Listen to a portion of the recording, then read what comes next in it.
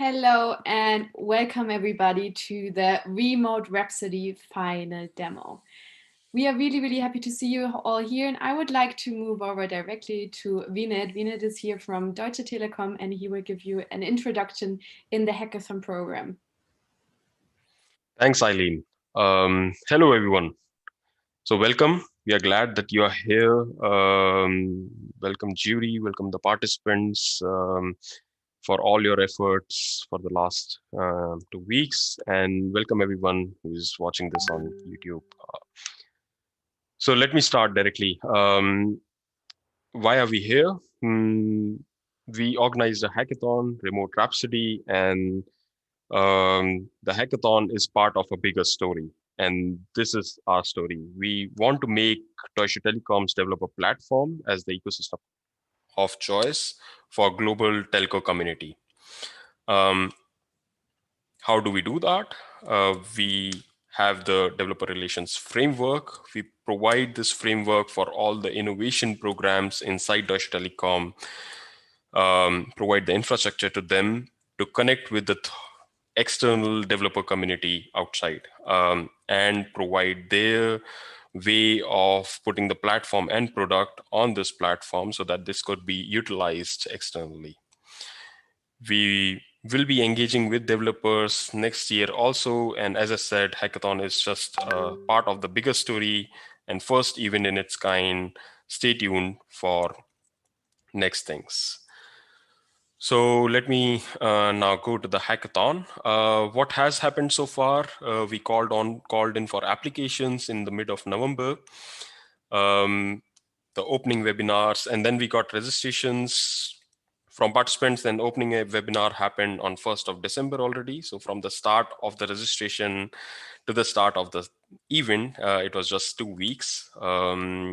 The participants did idea generation and prototyping for 2 weeks. After that, after 1st of December, we did a shortlisting of the participants yesterday, and we also did some developer panel interviews.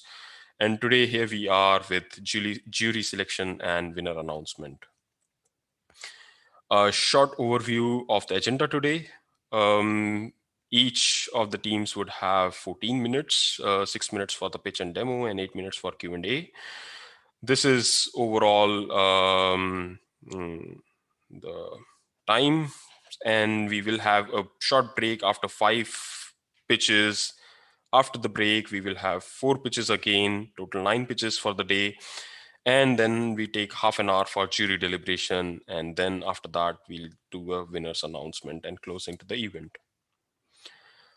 The challenges that participants tried to solve today surround on the home office theme. And as remote work continues to be the new normal, how to help people be more productive and boost their efficiency is one of the challenge.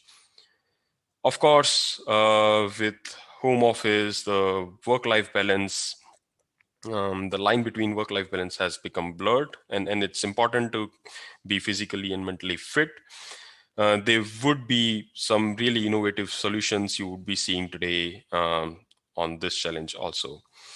Overall, using multiple technologies for a convergent experience and ambient experience, this is our third challenge, which the participants have tried to work on the prototypes for.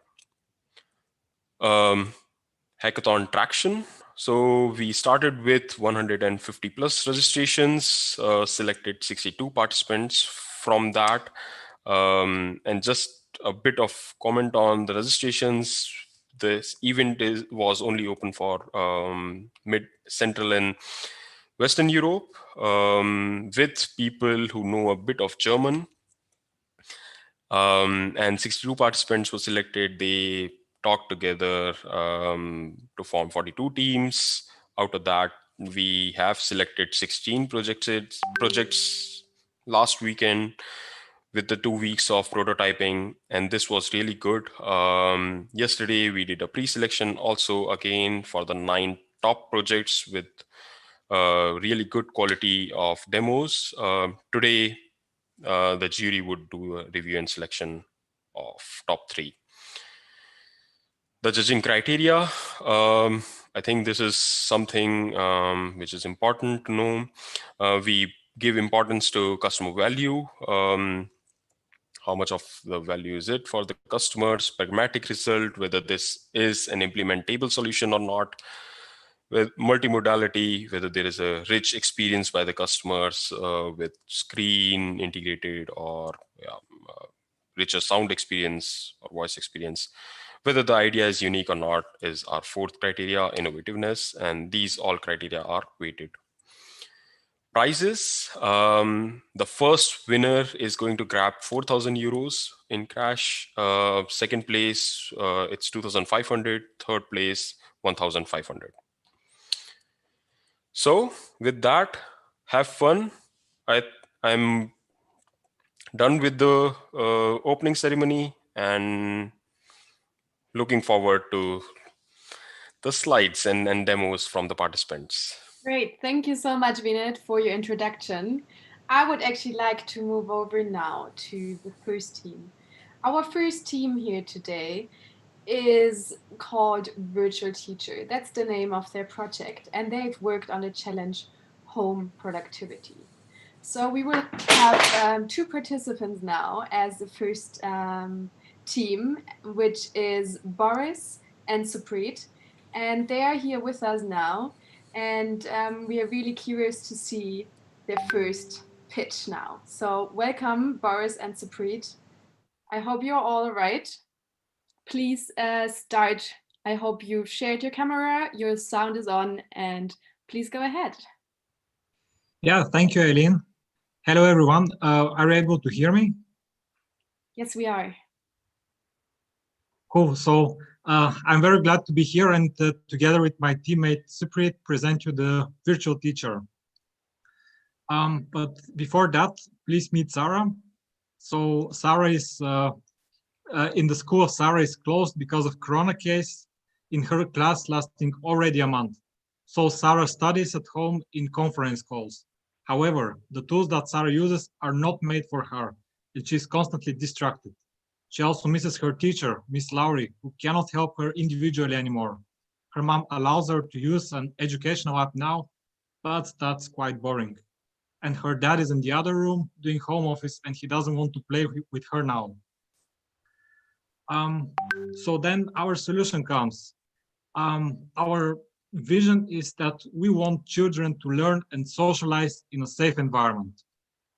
And our goals are that the kids study, meet in safe environment, and this environment is also engaging. We want to enable continuous feedback loop between the school and the students. We want to use gamification to foster the education process. We finally enable the teachers to do home office, and we just want to digitalize a bit more this sector. So how do we do that? Meet the virtual teacher ecosystem. Just before I start describing the diagram, I want to mention that this solution is per school. So a school and teachers load questions for their children. So at the top, you can see the kit from primary school as well as preschool. It uses the Magenta speaker as an input device and provides, which basically provides text-to-speech and natural language processing. It also can use VR goggles to be in the virtual room, but basically a TV screen, laptop, or smartphone would work as well. Surprisingly, the whole solution for the end user is quite cheap, just below 50 euros. Then a central point is the API, which basically integrates with the portal. And in the portal, the teacher can load questions and can also track the progress. It could check the curriculum and the academical performance of the students, and the parents can also adjust the environment and adjust and check the performance of their kids. So yeah, that's our solution, and now I would like to show you the demo of it.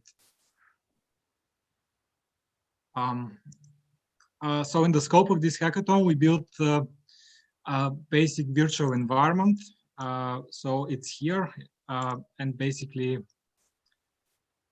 if I can just zoom now, the kit would be in this room, and then it could interact with the Magenta speaker like this. Hello, Magenta. Hello, Magenta. Hello, Magenta. Hallo Magenta. Starte Lehrer. Hallo, was möchtest du heute machen? Ich kann dir Algebra oder Geometrieaufgaben anbieten oder einige Fitnessübungen zeigen. Algebra.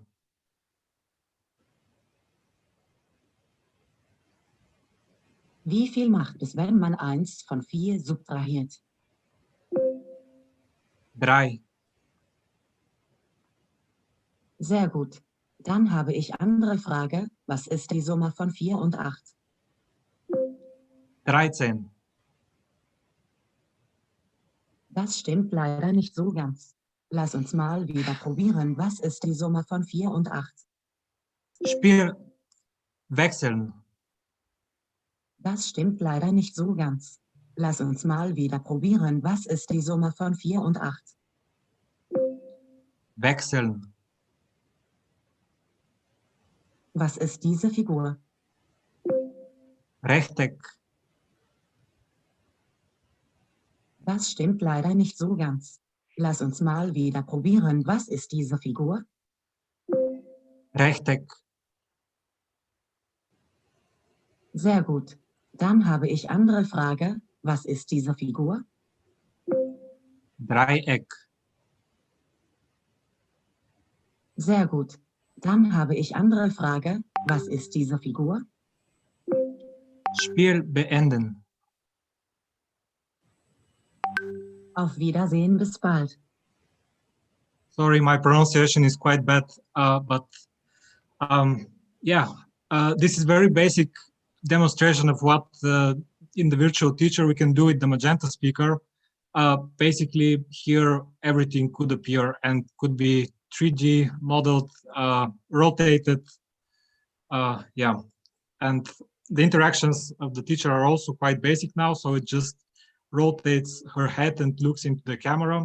But it could, of course, write on the board, draw, show healthy exercises like just for 5-10 minutes so that the kids have warm up, and so on.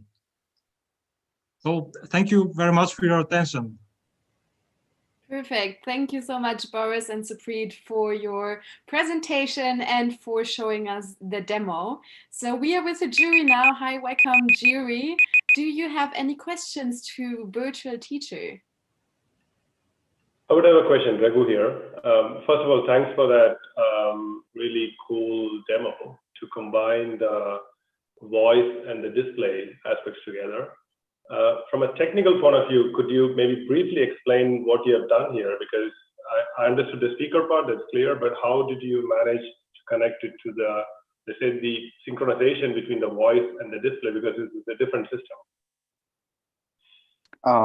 Yeah, I can take that question. So the integration and the synchronization is happening over WebSocket. So there is an API layer, which is actually our implementation of the virtual teacher game or virtual teacher, the entire system. And that's responsible for curating the question and providing the right question to the user, and also to push the information over a WebSocket, which is integrated with Sumerian, and so that both are in sync. All right, thanks. Perfect. Any other questions from the jury? Just for clarification, sorry. Go ahead. Oh, excellent.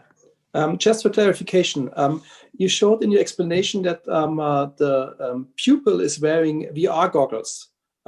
Is that necessary, or as you show now, I just could do it also maybe like a via a intelligent TV set or any other screen?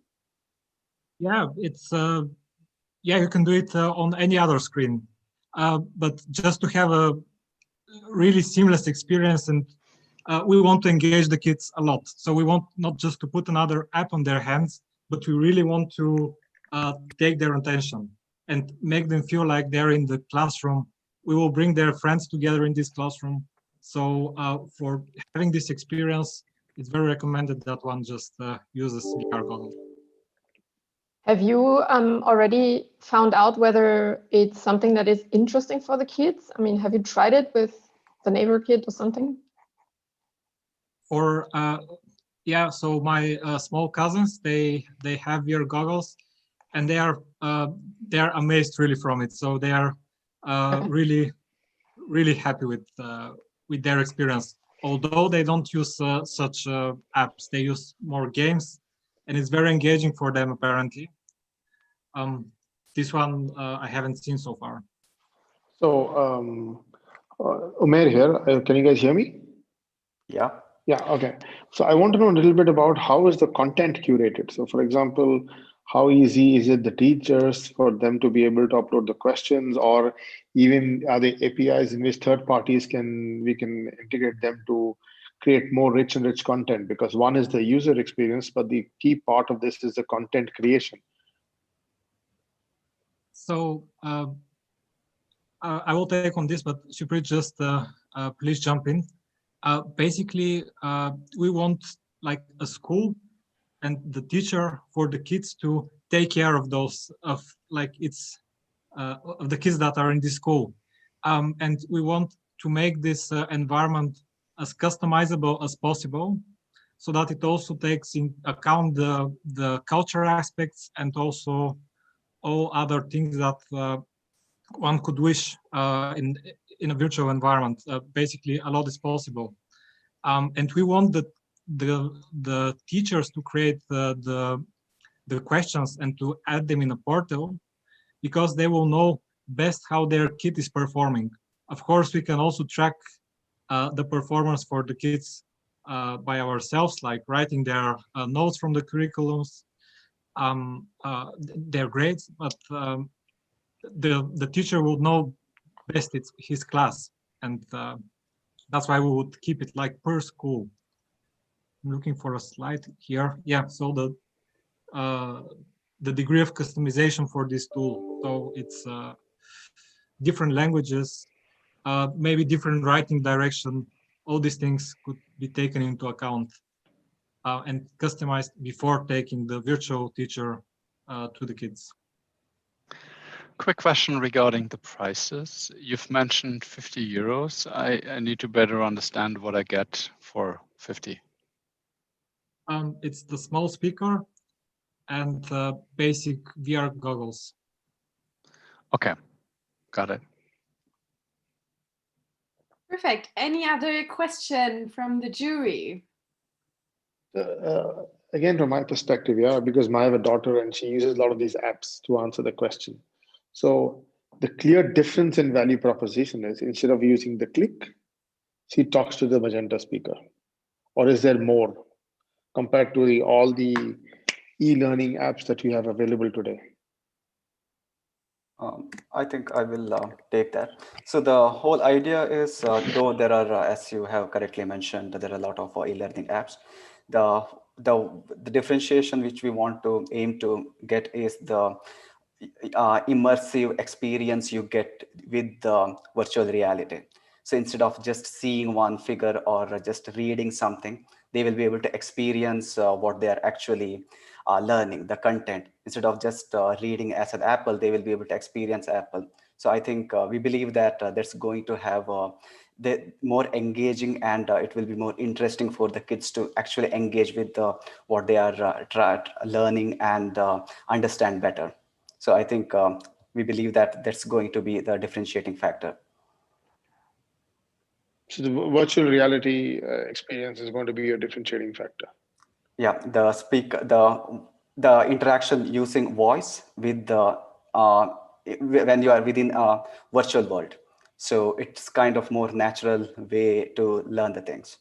So combined with this I think we think this paradigm shift in how the things are happening now, and it can bring a lot of other opportunities. Okay, perfect. So thank you. I'd say we close the Q&A session with that, and we move over to the next team. So our next team we will here have with us, they have set up the project Dataway. When I say they, I actually mean just one person.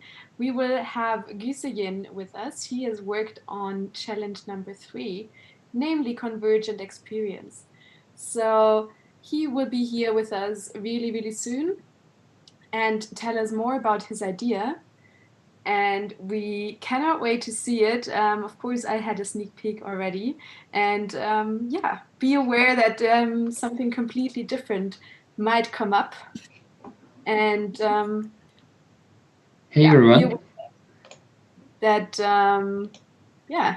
Be surprised of what his idea was.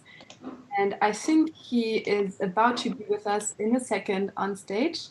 And there he is. Hi, Güseyin. Hi. Please also enable your camera. Yeah, sure. And then feel free to start. And of course, your screen. Great. Perfect. Cool. Hi everyone. So before I get into the details of the scale of the product, I would like to say a quick hello and some information about myself. So I'm a curious expat. I studied informatics and management. I love developing software. I'm very much into the startup scene, and unfortunately, I have spent a lot of time on dating platforms. But apparently, I'm not the only one, because turns out an average millennial spends around 83 minutes per day swiping left and right, analyzing profiles, and trying to find the right match. So what could be the solution to this problem? The solution could be to utilize whatever we already have, namely our voice, and save time.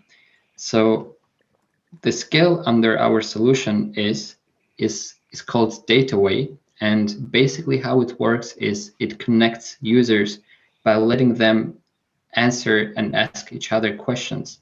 So for example, you could add your own question that somebody else is going to answer to.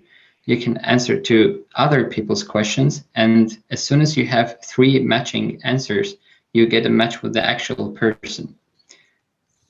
It's that simple. And the benefits and features of this product will be simplicity, because there's no information overload. It's super flexible. You can answer or let others answer to your questions. You can do it anytime, and it's really fun answering the questions, and it carries a meaningful purpose because the questions that you add actually matter for you and therefore help to find the right person. A quick product use case: just imagine Jeremy is at on one side of the city. he adds his questions, and he loves hiking. So he adds a question, gehst du am Wochenende gerne in der Natur spazieren? And his own answer is ja. On the other side, Hannah has 4 questions available for her to answer, and luckily one of those questions is from Jeremy. So she gets this question from our skill, and she answers yes, and therefore matches with Jeremy. A broader overview of the product would be if you look on the left side, where somebody adds a question, do you like Keanu Reeves, into the pot. Pot is basically the place where all the questions get accumulated and distributed. In our case, it gets distributed to the 2 users on the right side, and one of them answers with yes, another one with no. But the one who answered with yes gets matched with the initiator of the question because their answers are the same. Now I would like to start the demo, a really short demo of all the intents, or some of the intents that are possible, some of the main ones. And so I have the actual physical device next to me, and I would like to know how many questions I have available for me to answer. So I will say, hallo Magenta, wie viele Dataway-Fragen habe ich zum Antworten? Du hast 118 neue Fragen. So I have a lot of questions actually, and I would like to start answering to them one by one. So I will say, hallo Magenta, stell mir eine Dataway-Frage. Die Frage lautet, hörst du gerne Musik? Sag bitte einfach, meine Antwort ist ja oder meine Antwort ist nein. Meine Antwort ist ja. Ach, okay. Möchtest du weitere Fragen Hallo Magenta, beantworten? stop. Wenn ja. So now I answered to someone else's question. I will not continue because there are many questions, and in order to get a match, you have to have 3 same answers. But I would like to add my own question so that others can answer to it. So I will say, hallo Magenta, füge eine Dataway-Frage hinzu. Okay, wie lautet deine Ja-Nein-Frage? Fang bitte mit meiner Frage lautet an. Meine Frage lautet, trinkst du gerne Cola? Tut mir leid, diese Funktion antwortet gerade nicht. Bitte versuche es später nochmal. I will try another again. Hallo Magenta, füge eine Dataway-Frage hinzu. Okay, wie lautet deine Ja-Nein-Frage? Fang bitte mit meiner Frage lautet an. Meine Frage lautet, trinkst du gerne Cola? Tolle Frage. Wie würdest du selbst darauf antworten? Sag bitte einfach, ich antworte mit Ja oder ich antworte mit Nein. Ich antworte mit Nein. Deine Frage wurde hinzugefügt. Hallo Möchtest du Magenta, weitere Fragen stop. So in case if there's someone else who doesn't like cola just like me, we potentially could get a match. And this is the end of the demo. And I would like to get back to the slides. So a quick market research of the dating sector in Germany. Only in this year, the total revenue is 75 million euros. A lot of users that are using it. The market penetration rate is pretty reasonably high, and the average revenue per user is 7 euros. So why choose our team then? Because as a winner of the hackathon, we would like to cooperate with you in the first place, add all the features that you will see in the next slide, focus on scaling, publish the skill, and of course, let people connect in a natural, easy, and purposeful way. In terms of monetization, we imagine 2 plans, basically the basic and premium, where in premium you get unlimited questions to answer to or add. You can match with groups, and a better algorithm will be implemented, which will let user interest to be categorized and therefore easily matched. And I'm looking forward to any questions that you have. Great, amazing. Thank you, Gisien, for your fun presentation and different kind of convergent experience. So now I want to open up the round to our jury to ask any questions. So please feel free to start. I would have a question. Thanks for this. This was interesting to see what's all possible. What we haven't seen yet is how actually the match then happens. Can you say maybe a few words about that?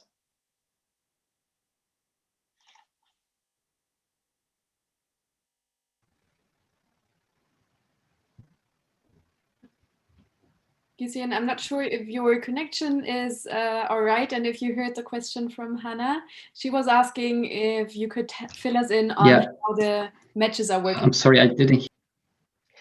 Yeah, maybe I can just repeat it. My question was, you didn't actually show us how the match gets made and how you were informed about it then. Yeah, so as soon as, so during the process of answering the questions, as soon as the algorithm detects that 3 of your questions had the same answer, the device will tell you, hey, du hast einen Match bekommen, and then this match is registered in your list of matches, and then you can ask the device to tell the contacts of your latest match, for example, an Instagram or Facebook handle, and then you can continue chatting with that person. Okay. Just a quick one from my side, since I'm standing for the B2B portfolio. I'm not really convinced where there is the B2B case behind that idea. I mean, the idea is great, but what's the B2B story? Good question. This product is mainly B2C, but one of the options is to enable a group matching. And then, for example, certain group of people working for a certain company could register and then obviously answer each other's questions. And so basically this could implement it in B2B markets as well, but for this prototype, it's only for individuals. Okay. Raghu here. So first of all, unfortunately, I'm a bit too old for dating apps. I have never used one. So this was a very curious thing for me to see. But knowing how the millennials of today use dating apps, I think the picture or say seeing the sort of display aspect, I thought one of the key aspects, and this is more like a blind date where you are just asking a question and try to match. So what makes it different from, like, why do you think this will work more than Tinder or any other apps for that matter? So what's really different here? Yeah, that's a good question. Thank you. So in my point of view, on apps that let you visually to see people and match with them, for example, with Tinder, there's a kind of an overload from the psychological perspective, because it makes people to judge each other a lot based on appearance and underestimate themselves. So sometimes it could make you upset, but answering to questions that are actually meaningful. And as you said, it's kind of a blind date, so you more focus on the fun of the questions and their meaning instead, rather than the physical appearances. Okay, because one thing which kind of came to my mind was you could probably make it a bit more personal by using your own voice for those questions, rather than, let's say, using the voice of the speaker, so which might be adding a bit of a different view into this whole matching experience. That's a great point. That can be done as well. One question, maybe comment from me, Amelia.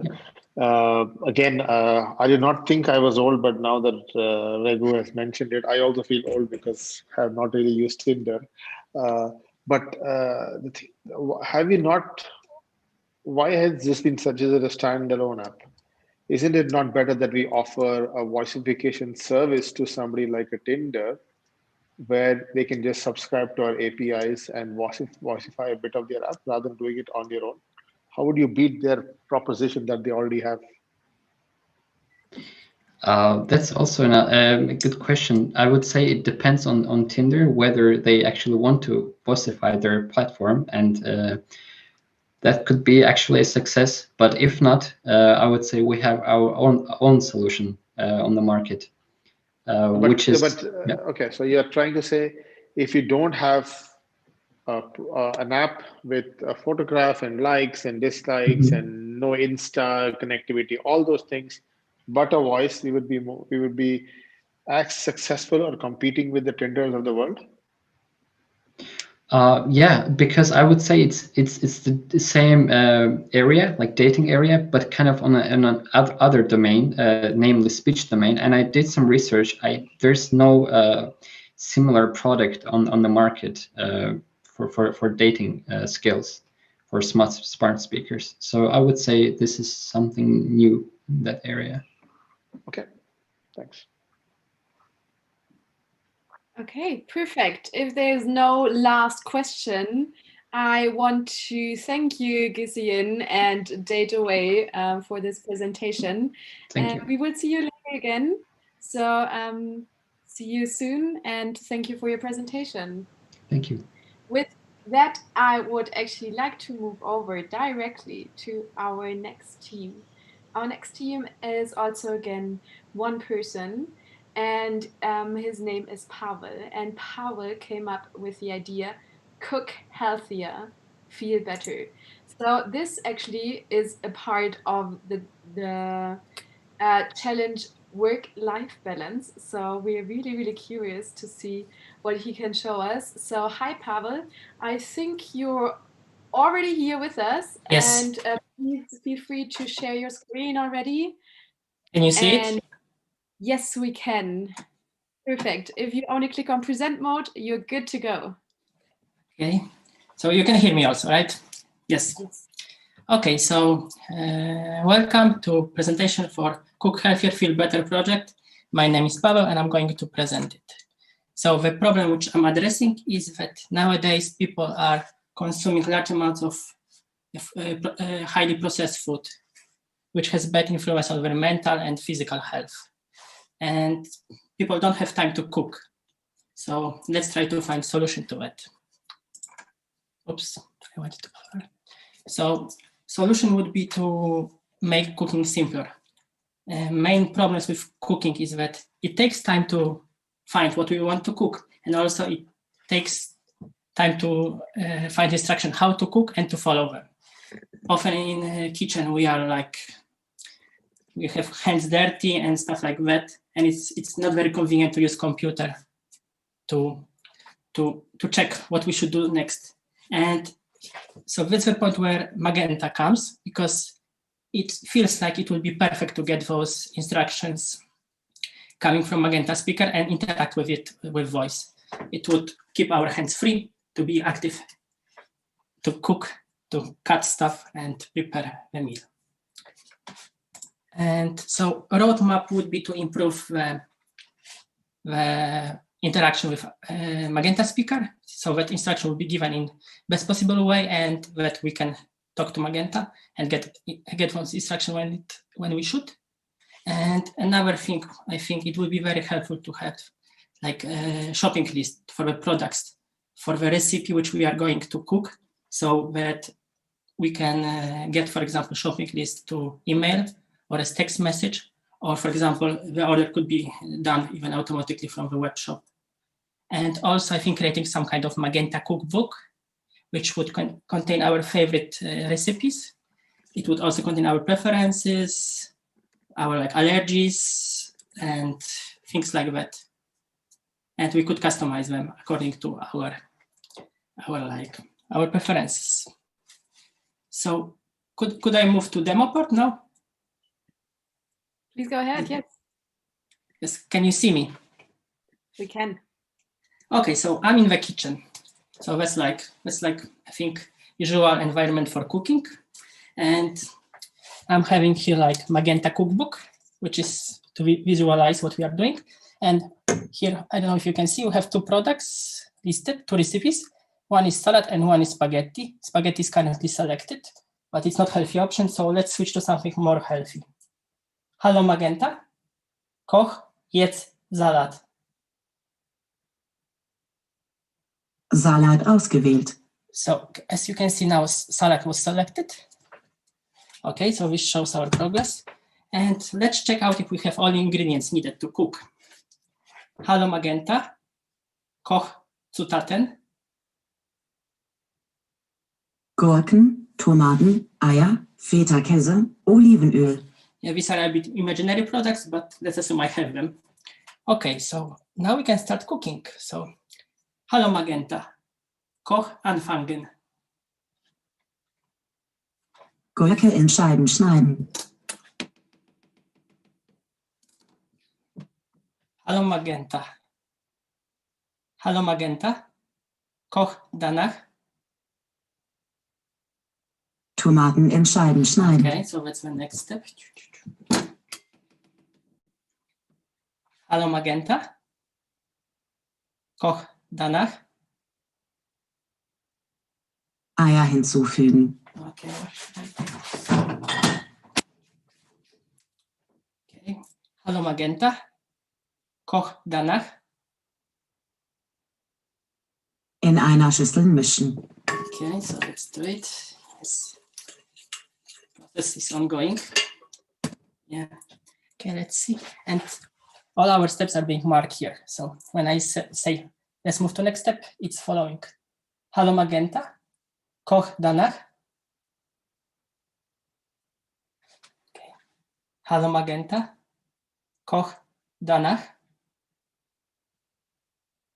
Olivenöl hinzufügen und genießen. Okay, so the step was moving to next one, and okay. So our salad is ready now, but just let's imagine that I would be, I don't know, distracted by some family issues and I would forget where I am. So I could always ask, Hallo Magenta, Koch nochmal. Olivenöl hinzufügen und genießen. Okay, I have done it already. So yes, I'm good to go. So generally, now I'm having my imaginary salad ready. And as I said, this would be like Magenta cookbook, which could be, for example, part of Magenta app, where I could add new recipes, maybe recommend them for my friends, customize them, add also my preferences like allergies and so on. And for example, I also could think that we could have like some products and I could ask Magenta, like, I'm having tomato, chicken, what can I cook with it? So this would be also the way to fight food waste. And also perhaps Magenta could suggest me some recipes, which I might like on my preferences. And I think that's all from my side. Perfect. Thank you so much, Pavel, for your presentation, and cook healthier, feel better.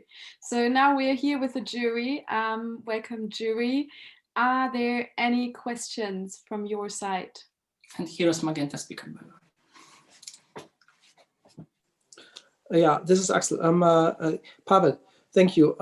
Is this an extension to any, let me say, regular online cook portal, or do I need to bring the content in specific structure in order for this application? Yeah, I defined some kind of, let's say, so far some kind of data structure which supports two meals, salad and spaghetti, which was second one. And so this would need to come from somewhere. So currently this is defined by me with my data structure, with like defined steps in the backend. And yeah, but I think, so yeah, currently I'm not utilizing any external like source of recipes.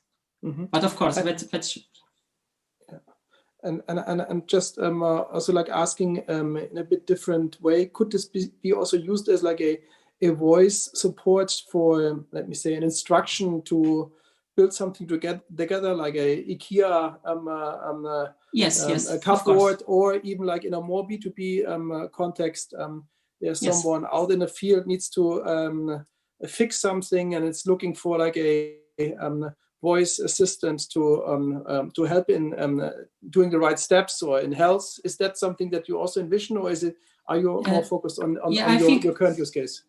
I think if cooking would work, of course, it could be moved to a different domain where it could be scaled. And I was also thinking about different cases, but I like cooking, so this is a good place to start from. Okay, thank you.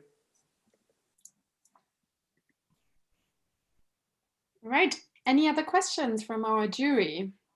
Yes, Raghu here. I mean, one of the, let's say, most often used use cases for smart speakers which are placed in kitchen is timer and recipes, of course.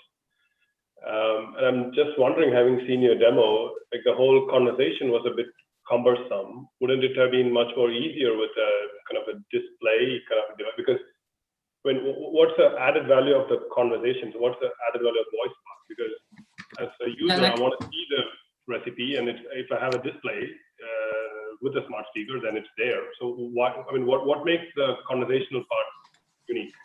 Yeah, like I was using often on mobile stuff. So for example, I had to scroll on the iPad, touch it. Or for example, if it was YouTube video, I had to scroll to some places. But now I can do it with voice, and I don't have to look anywhere. I'm just listening. And I think even when I was cooking with my mom as a child, I was also asking her, and it proved to be more convenient in many aspects. When, for example, my hands are like really dirty, and I don't want to go to computer or to which is there and check it. No, I mean, I understand that, but what I meant is smart speakers with display. If you take a Google Nest Hub or even Amazon, there are other Echo Show devices. There are devices with display and speakers, so you can use voice. And the way you had done it, or like repeating the same question, someone, what's the next one, what's the next one, that sounded a bit cumbersome than just having it shown on a display. Yeah, but it could be more stuff, for example, like timer. So for example, if there will be step, now it's time to cook pasta, let me know in 5 minutes or 10 minutes that it's al dente. So this is also part of roadmap and flow. All right, thanks. All right, perfect. Then I would like to thank you for your presentation and for being here for the demo. We will see you later for the winners assessment, and until then, see you. And we are moving on directly to the next team. The project name of the next team is Virtual Help Desk for Typical Onboarding Scenarios. It is challenge number 1, home productivity, our participant Frank has dealt with. Hi, welcome Frank. Yeah, okay. Please make sure that you start right away if you're ready. Okay, thanks for having me. My name is Frank Börnke. I'm a freelancer, and since 4 years now, I have a special focus on voice-related topics. And I have to say, this is my first encounter with this hackathon with the Magenta universe. So let's see what I built. This time, I tried to implement a skill which is intended to help with a real-world problem. So this may be a product someday, who knows. The showcase I'm following here is a voice-based help desk for onboarding situations. So we all know when we are onboarding new colleagues, they will for certain run into questions as follows, like who can help me with a new password, or who can help me with travel expenses. And it turns out that finding such information is difficult when everybody works from home and he or she never met the others in person. I strongly believe that voice assistants can help to fill in the gap here. So what I did is I built a voice content management system, and I used that for a voice-based help desk. This help desk can give basic advice for requests from the user. And furthermore, it can provide contact data about some domain experts, so a real human being who can be asked to give more information. And we can also provide a URL as a reference to a website where we find more about the topic. The whole thing works so as such that answers are found based on keyword lists, which may grow over time. And we also use synonym tables, which help in case that voice recognition gives us poor results. So the skill gets smarter over time, also because open questions are locked. So some expert can add new answers to the voice content management system over time without that we have to change anything in the skill implementation. So when I say voice content management system, think about something like a table which is hosted somewhere in the cloud. So may look as follows. So we have keywords and synonyms on the left-hand side. This is what the user may ask for. And on the right-hand side, we have pieces of information structured like explanations, a contact name, contact data, or URL. And Magenta will use this to combine them to provide an appropriate utterance to the user, and also to provide an appropriate card, which we will return to the Magenta app. So let's have a look at the roadmap, because the prototype I built during the hackathon can obviously be adapted to more domains like Q&A related use cases, inventory management, operating instructions, or talking with your car. When you think about B2B branding or white labeling, I have ideas in mind like hello Hornbach, where do I find hammers? Or hello IKEA, please explain instruction step 27, or hello Audi, how to change a spare tire. Additional technical features to come, which I would like to try if I have more time, is initiating a phone call from the smart speaker. This is something which I've not seen in other hardware devices. So this is something unique you have. And I also have a personal preference for multimodality skills, meaning that we return not only voice, but also visual information, but this would require smart screen devices. I'm not sure if you have something like this in the pipeline. You know more about this than I do. Let's have a look with a little demo. Magenta, wer hilft mir beim Thema Reisekosten? Da hilft die Reisekostenabteilung weiter.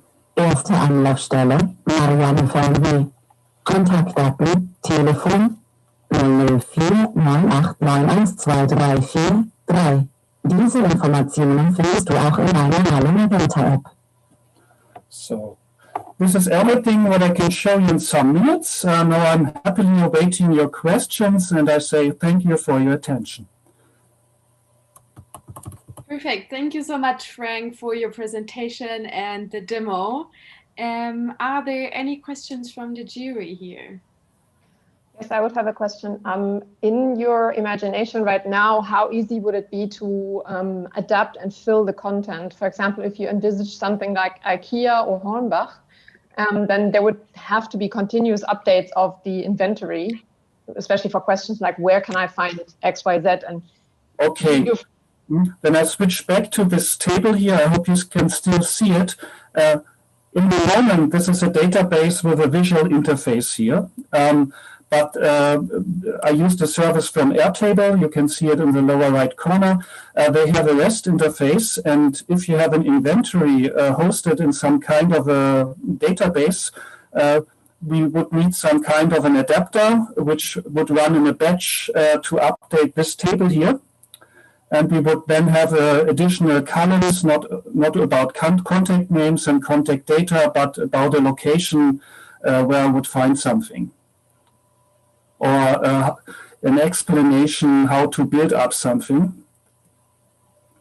Does this answer your question? Yes, thank you.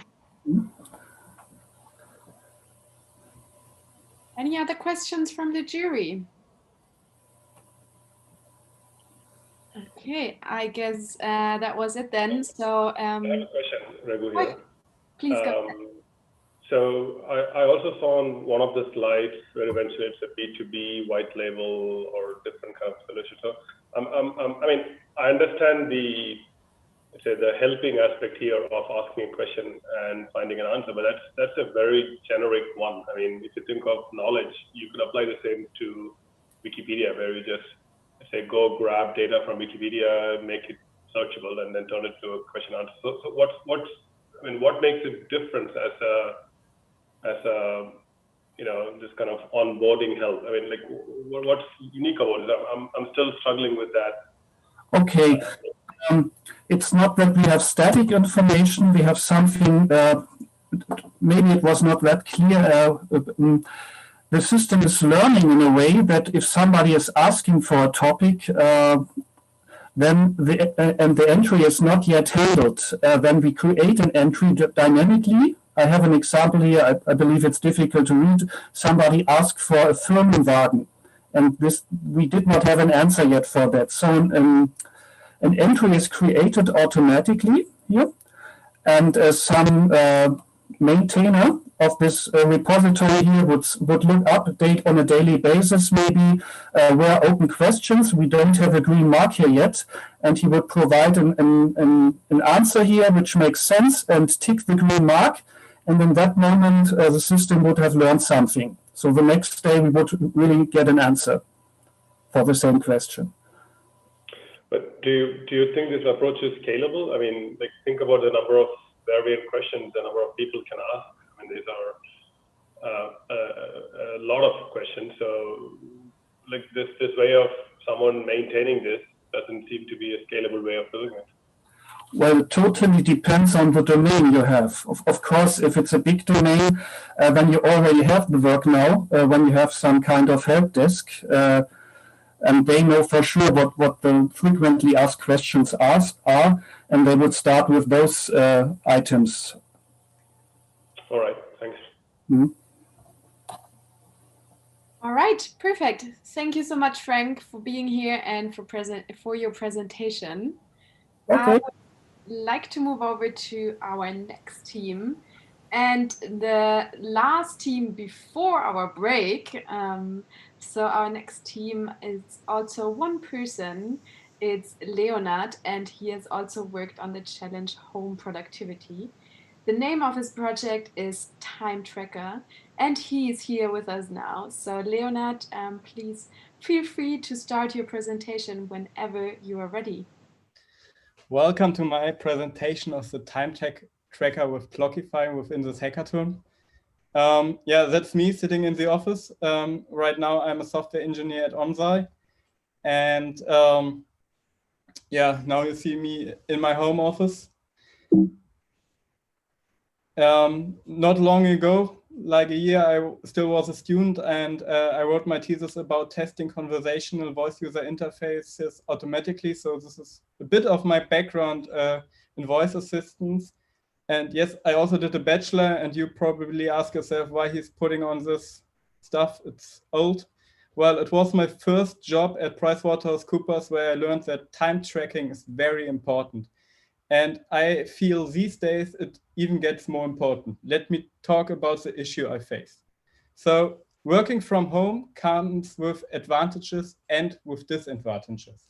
So what's the pro? You're more flexible and the compatibility of job and family gets better. But on the downside, you may lose focus because you get disturbed easier. The communication of your working hours is harder because your boss probably don't see you working, and maybe he's thinking you're not working at all, and you get assigned tasks outside of your working hours, which lead to unpaid overtime.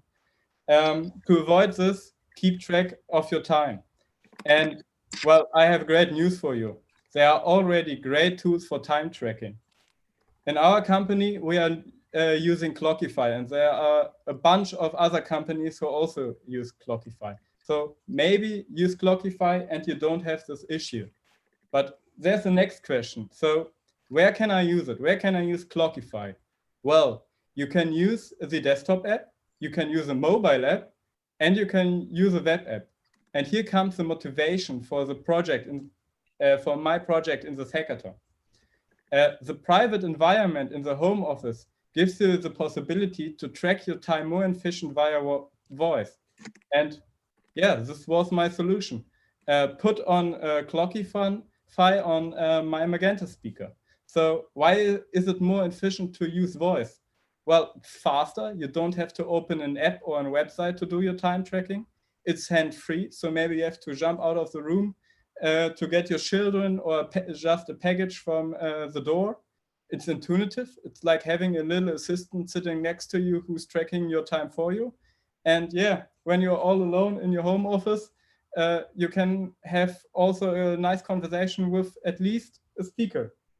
And yeah, having this solution, where to go from here?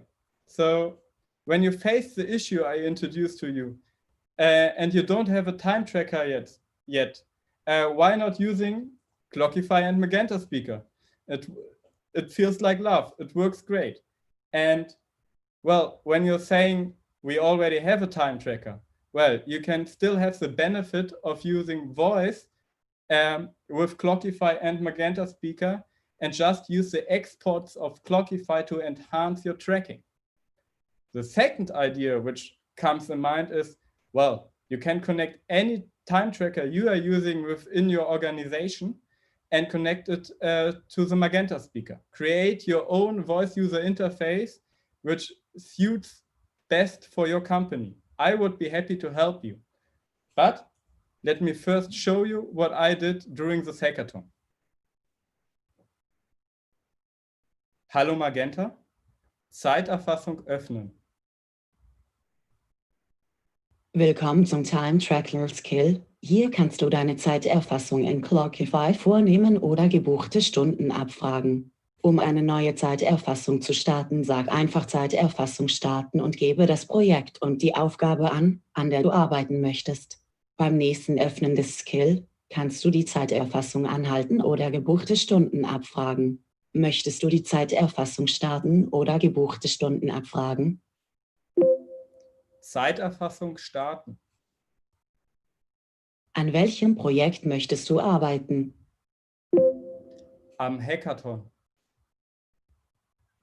Beschreibe deine Aufgabe in wenigen Wörtern. Starte mit Ich möchte.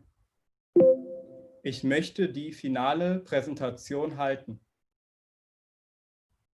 Okay, ich starte die Zeiterfassung. Viel Erfolg.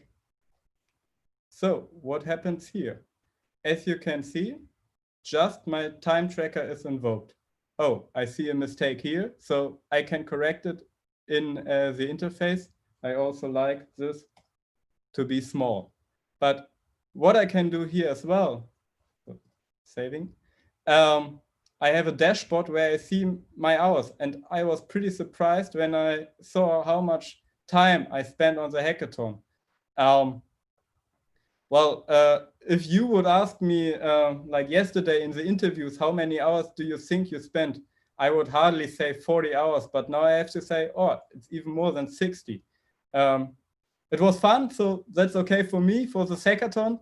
But when you have business decisions to make, it is pretty important that you know how much time a developer needs to build a skill.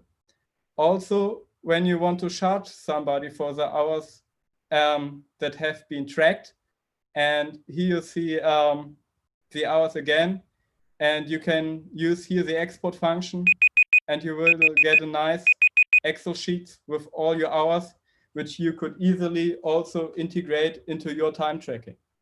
So coming back to here, I'm almost more than a minute on my presentation here. So, Hallo Magenta, Zeiterfassung öffnen. Willkommen zurück. Möchtest du die aktuelle Zeiterfassung anhalten oder gebuchte Stunden abfragen? Zeiterfassung anhalten. Okay, ich stoppe die Zeiterfassung am Hackathon. Du hast eine Minute an finale Präsentation halten gearbeitet. Okay. Here I could ask again. I'm sorry, Leonard, but I have to stop you here. Your time is up, actually. I know time can run when it's interesting. Sorry about that. We have to be fair to all the teams. So with that, I would actually like to start the Q&A now. So our jury is with us right now. So do you have any questions?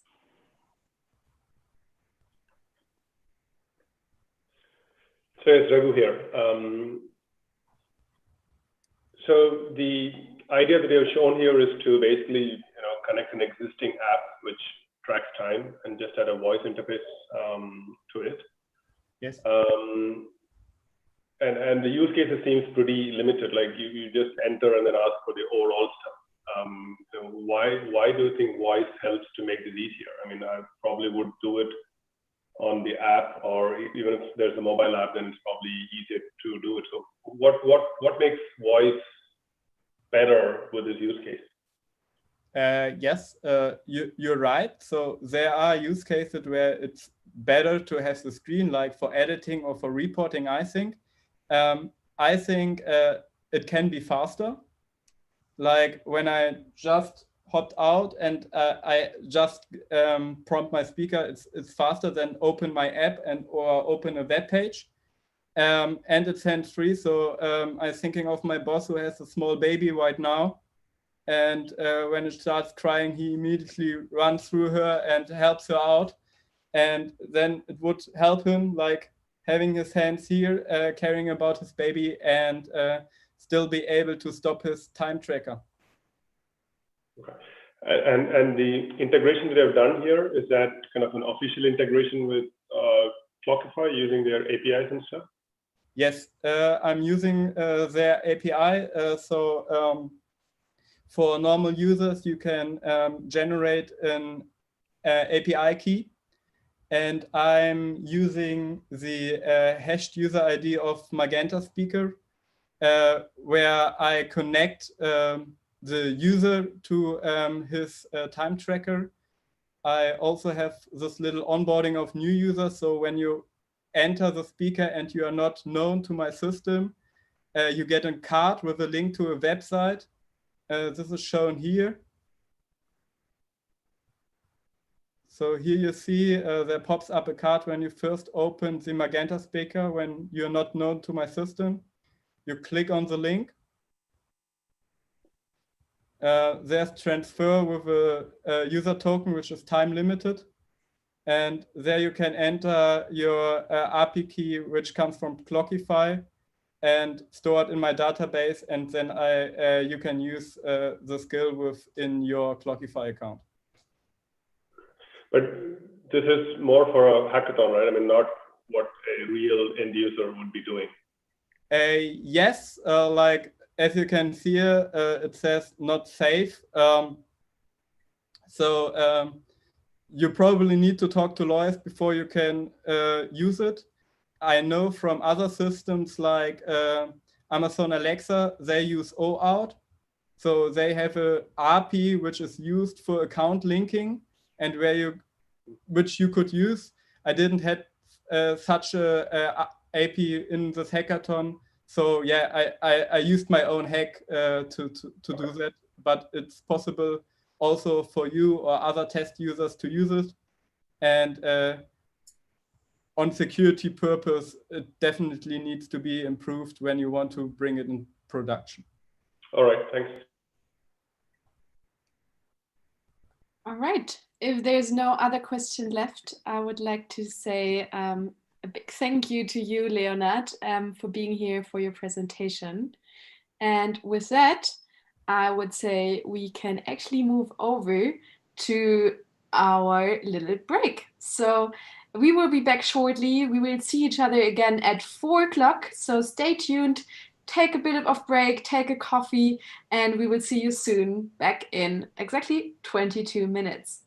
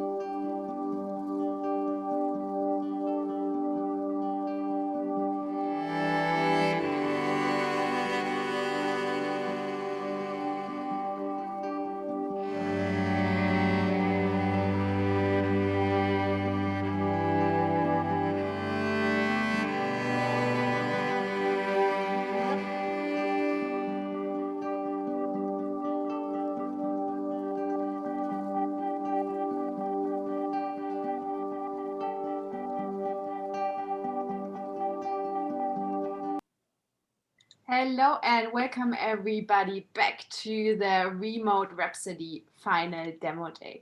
We're really happy to see you all here again, and we would like to move on with the next team actually. Our next team is called Sommerzeit. So we will see what they bring on. We will have Andre with us. He worked in a team together with Anna, and they took themselves on the challenge home productivity. So Andre is with us and he's about to be ready to have his presentation. So welcome, Andre. Please share your screen, prepare yourself, and get ready to have your presentation. Hello, everyone. This is Project Sommerzeit. This is the Agile Smart People solution that simplifies your work and makes you more efficient. It basically helps you staying organized while you work from home. The team is made of me and my wife, Wana. I have a PhD in artificial intelligence. I have over 15 years of work in software development, and now I work as a CTO. I also did a lot of research in machine learning and delivered a lot of AI-powered solutions to customers from various industries. Wana is a software integration engineer. She developed highly scalable telecom apps, and she worked for big names in telecom. She's experiencing big data integrations and cloud lake solutions. Our issue that we solve is staying organized during information overload, like emails, messages, and so much context switching, and how to do proper prioritization by identifying the important tasks. We provide a solution based on multiple integrations with your email, calendar, and project management tool. We also offer voicification on top of project management tools like Jira. We have a summarizer for most important emails and a recommender system for automated task allocation. How it works, as I said, it's integrated with Outlook and Jira. It has AI capabilities based on PyTorch, Metaphone, and a recommender system for tasks. It knows how to convert speech to Jira and speech to Microsoft and vice versa. The business model is business to business. The customer value is high because we cover 65% of the customers which use Office 3065, and Jira, who is used by 40% of the companies. We have one free plan and three paid subscription plans. One is called Core. It has email and calendar. Then we have paid plans, developer with GitHub integrations, developer, and other developer options. We have the project manager plan, which I will show immediately. It has extra goodies for project management. And we also plan to have a sales edition that will integrate with HubSpot and Salesforce. We plan to release by February first time and to finish everything by September. Why choose Sommerzeit? It makes you more efficient. It integrates with your work tools. That means more time for you. And now we can do the demo. So we have a demo here. Hallo Magenta, wie ist die tägliche Übersicht? Guten Morgen, André. Hier ist eine Übersicht über Ihren Tag. Sie haben 4 Besprechungen und arbeiten derzeit an 2 Aufgaben. Ihre Besprechungen sind wie folgt geplant: Scrum um 8 Uhr, Verbesserungen der Produktanforderungen des Office Add-ons um 9 Uhr, Kundengespräch mit BMW um 10 Uhr, technisches Interview mit dem Senior-Entwickler Jonas Müller um 14 Uhr. Ihre laufenden Aufgaben: Design der Systemarchitektur und Forschung für ein Unit-Test-Framework. Hallo Magenta, hast du für mich Neuigkeiten?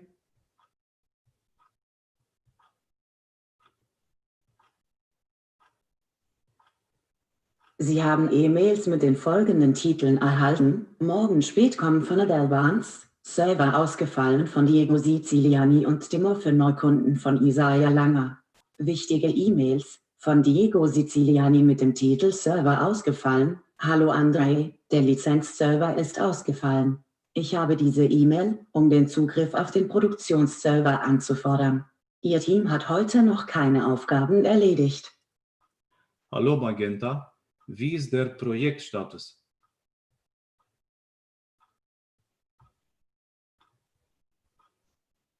Im aktuellen Sprint des Projekts Hackathon 2020 befinden sich 9 Aufgaben in der Aufgabenliste, 6 sind in Bearbeitung und 4 sind erledigt. Wir haben 1 dringende Aufgaben und 1 überfällige Aufgaben. Im Moment Diego Siciliane ist inaktiv. Hallo Magenta, was macht Adele Vance?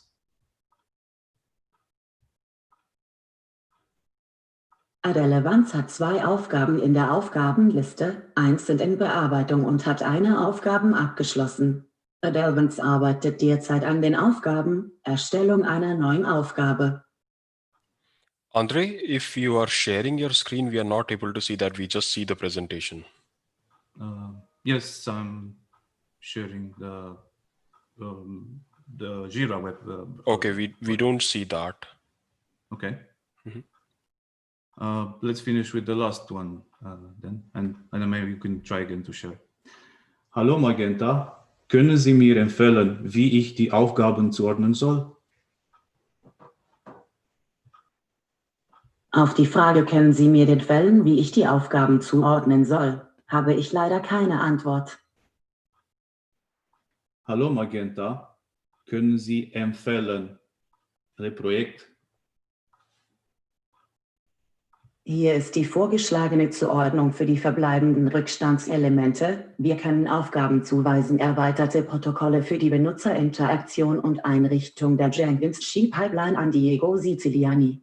Wir können Aufgaben zuweisen, Recherche, Optimierung der Anzeige des Office Add-ins und Benutzerauthentifizierung an Adele Vance. Wir können Aufgabe Office Add-on zuweisen. Okay.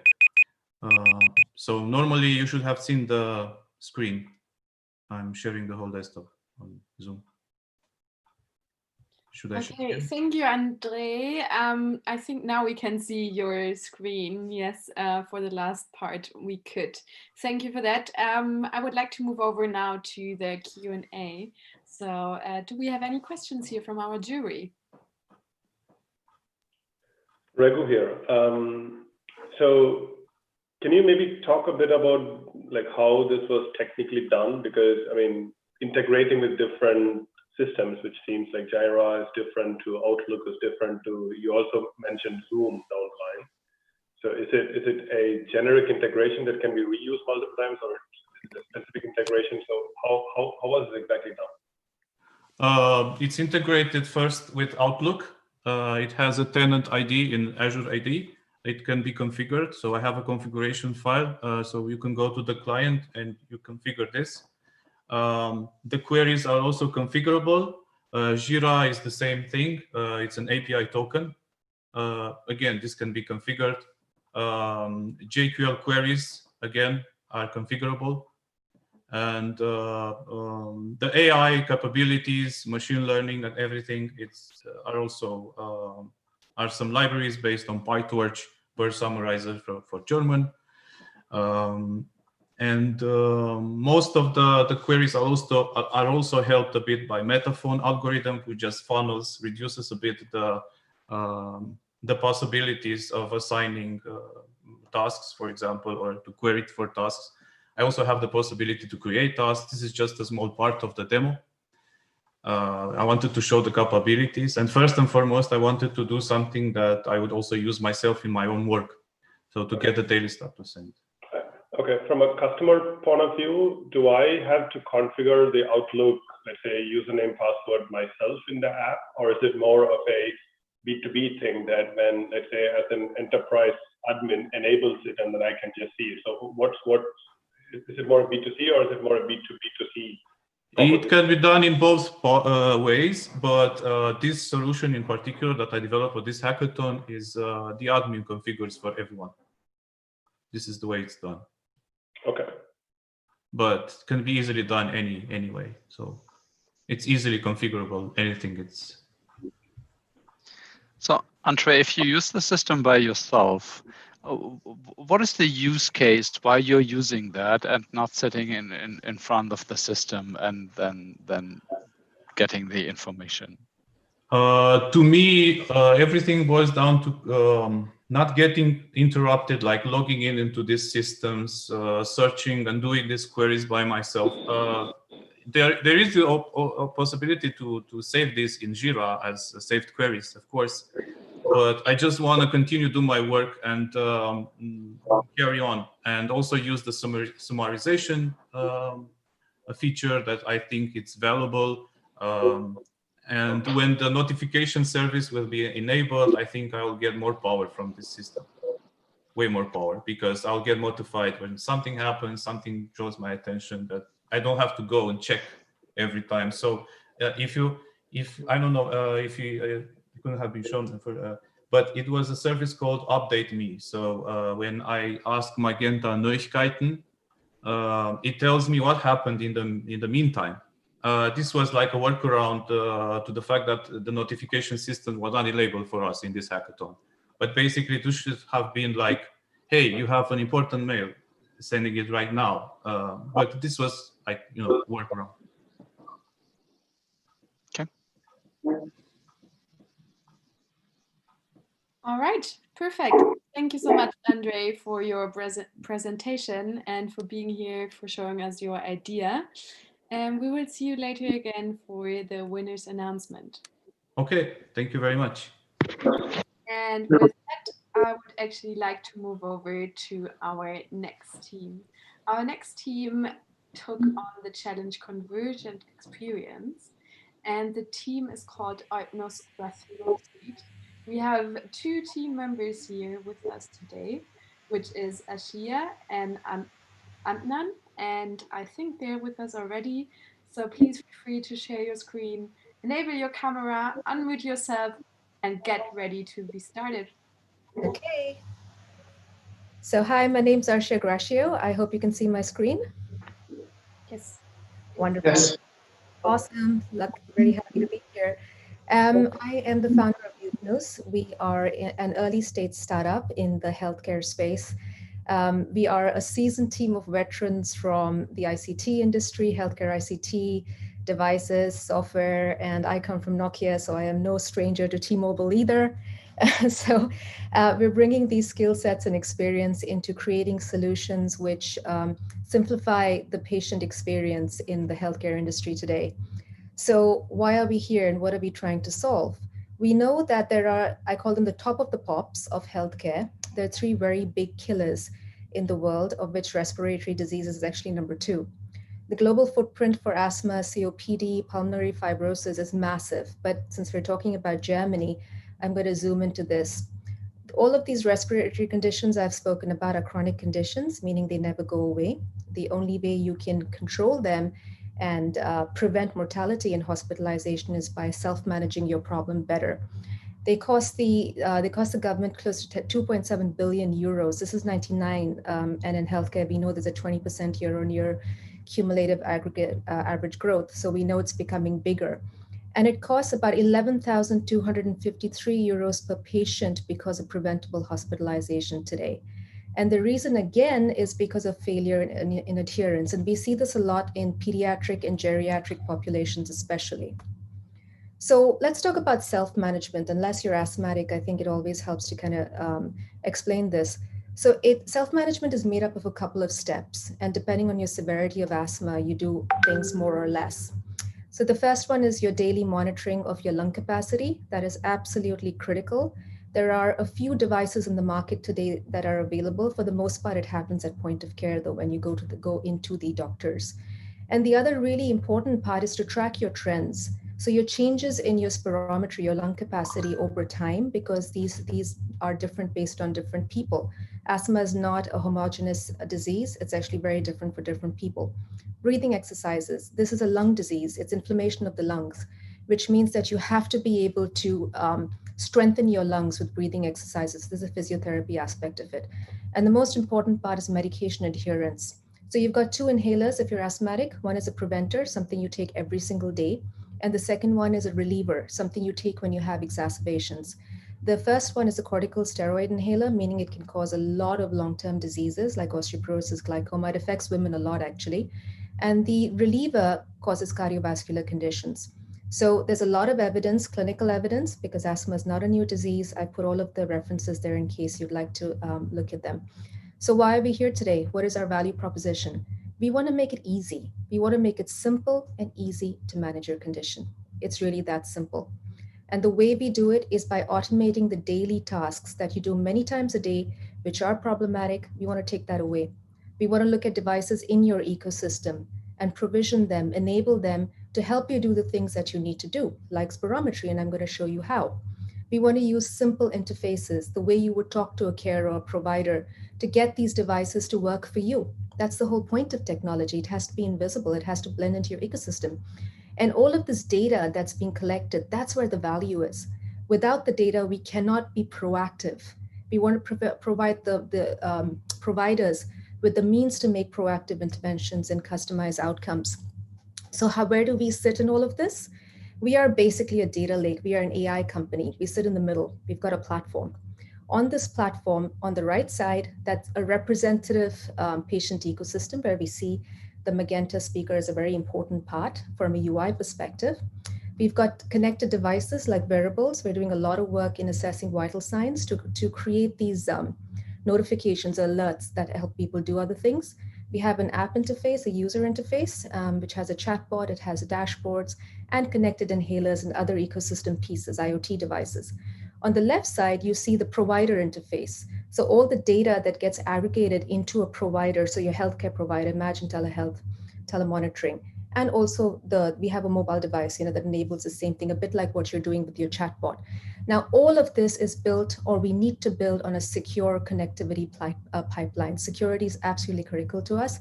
This is healthcare data, which is where we're coming to you, which is where we're proposing a partnership where we could actually build the Magenta RTEM assistant of the future. This health assistant, this asthma assistant, is something that we can provide to patients and healthcare providers. And it actually ticks all of the little boxes up there, which I talked about, the different steps in health management. Spirometry, lung capacity, breathing exercises, physiotherapy, medication adherence, notifications, and continuous cough management, which is another proprietary AI system we're building. So what is our roadmap? Recently, there was an announcement about reimbursables in the digital healthcare system. We want to work with you in leveraging that change in German law, in healthcare law. We want to work with you in providing this platform to healthcare providers under the remit of this system. So I have a few examples here of some demos that we've created for you to show you how this works.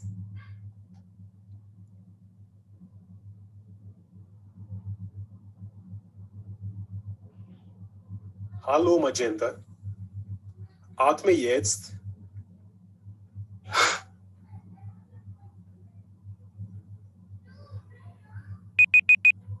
Your PIF is 463. You are healthy. Now, in an ideal world, we'd like to do that directly on the speaker. And here's a simulation Hallo of a Magenta. healthcare. Beginne die Atemspirometrie.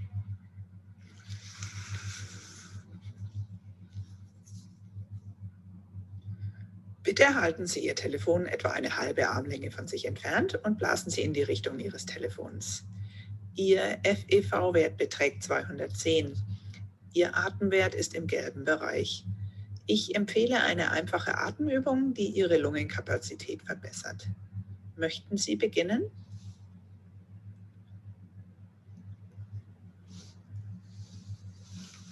Ja.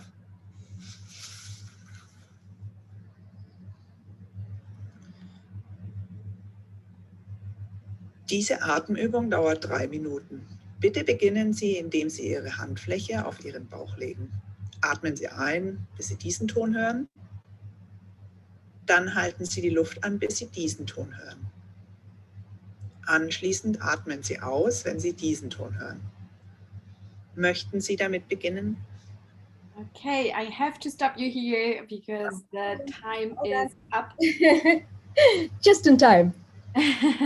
Perfect. Thank you so much for the presentation and the demo, also showing us two different use cases. Are there any questions from the jury? I'm not an expert in that industry, but I believe in that that we need some licenses for that kind of analysis. Is that true? So if you go into diagnostics, yes, we need to be certified as a medical device, but we're not diagnosing.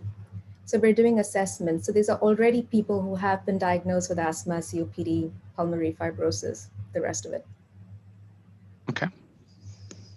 I can relate to some of it as I am an asthma patient, and I found a lot of the things you said very alien, to be honest. But okay, if that is your research. My question is, if you say you want to change German law, I mean, when did you have in mind you wanted to launch? So the announcement about reimbursables being included, digital systems being reimbursed through healthcare law was actually announced about 2 months ago. So right now they're inviting healthcare companies like us basically to apply to get certified, so then we can be available in this catalog of services which your GPs can actually prescribe to patients. Raghu here. So did I get it right that the demo that you showed, you had only used the text-to-speech on the speaker, but not the input microphones, because that was going through the mobile app or, Yes. or the mobile phone? Yes, Raghu, that's because I don't think it's set up for that. So the discussion we had is we'd like to look at a collaboration where we could potentially have our models running on your backend. From a GDPR perspective, in any case, we have to get permissions in our app. So we have to create profiles for people in any case. So which means we get their permissions to be able to enable that.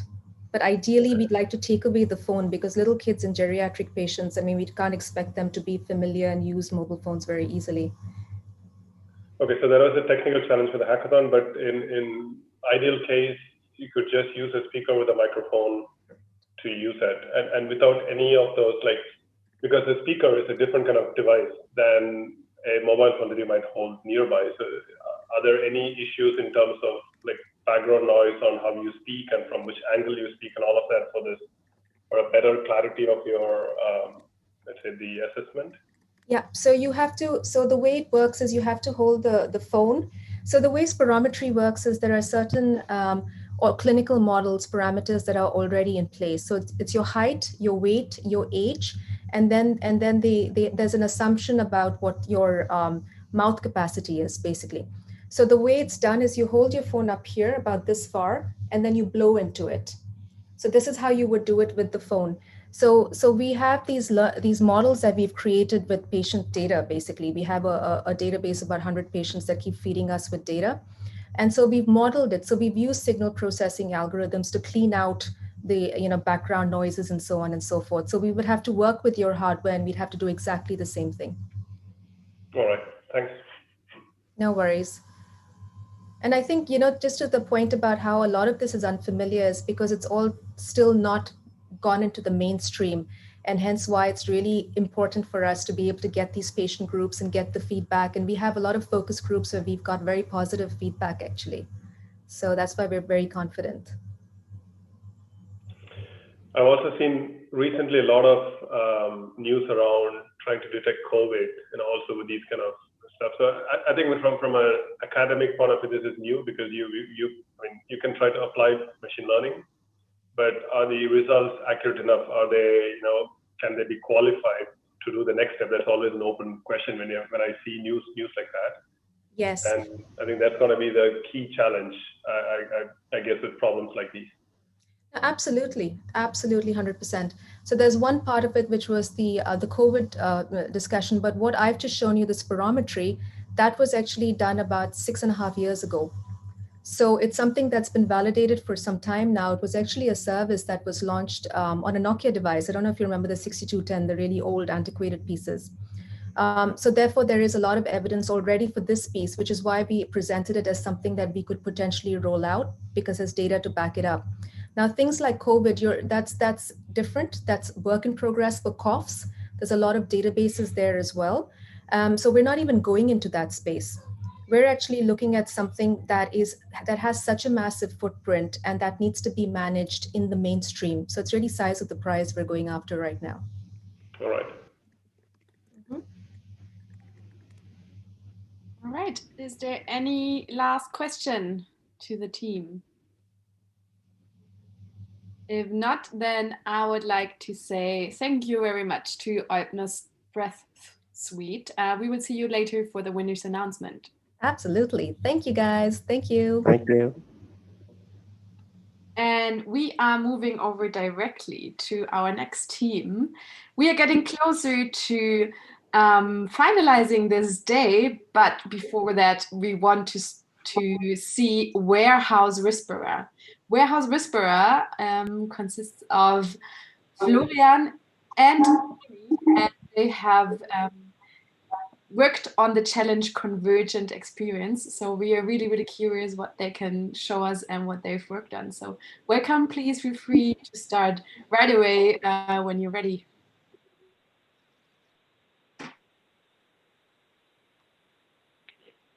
Yes, we are. I think we have a lot of fun for this time for the hackathon, and we are a team of 2 persons, and we call us Warehouse Whisperer. Hopefully you're directly involved in the topics that we inspired by our customers.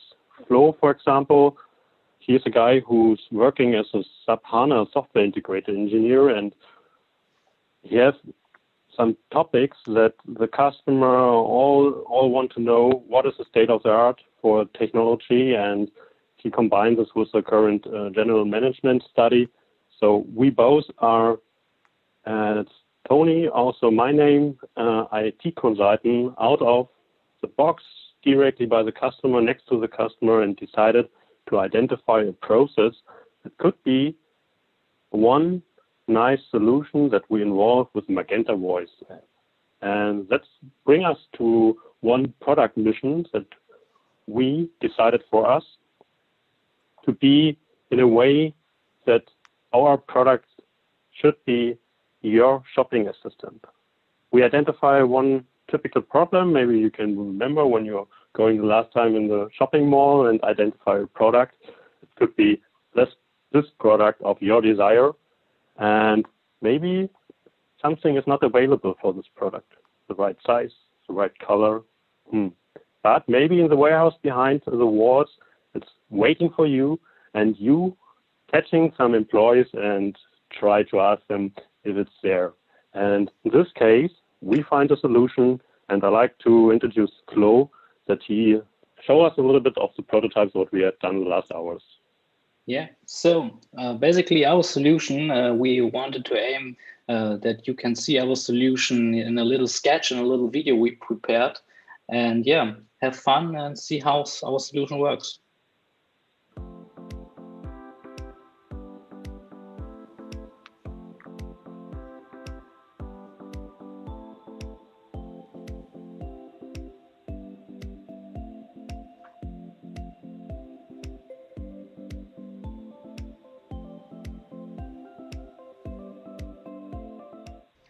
Magenta, sind noch Schuhe in Größe 43 verfügbar? Super, die Schuhe in deiner Größe sind noch verfügbar. Sie kommen gleich zu dir, warte einfach einen Moment.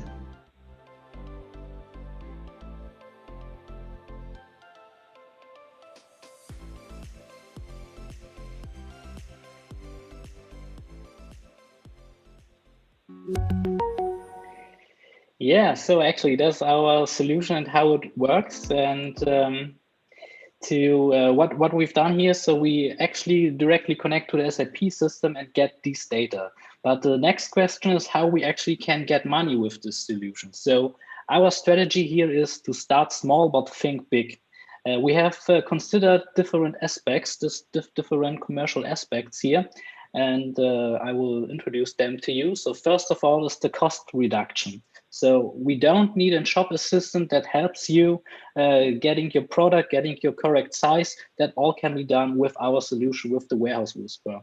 Also, we reduce the selling space needed for one product, because you no longer need 1,000 sizes available in the front store. You just need one, and the customer then simply asks Magenta, are other items available, our sizes available as well. Secondly, we want to optimize the customer journey here. Magenta Voice will be your shopping buddy here. It will be your assistant next to you. That means you no longer have to research for a shop employee, for someone who helps you. You can directly ask Magenta here.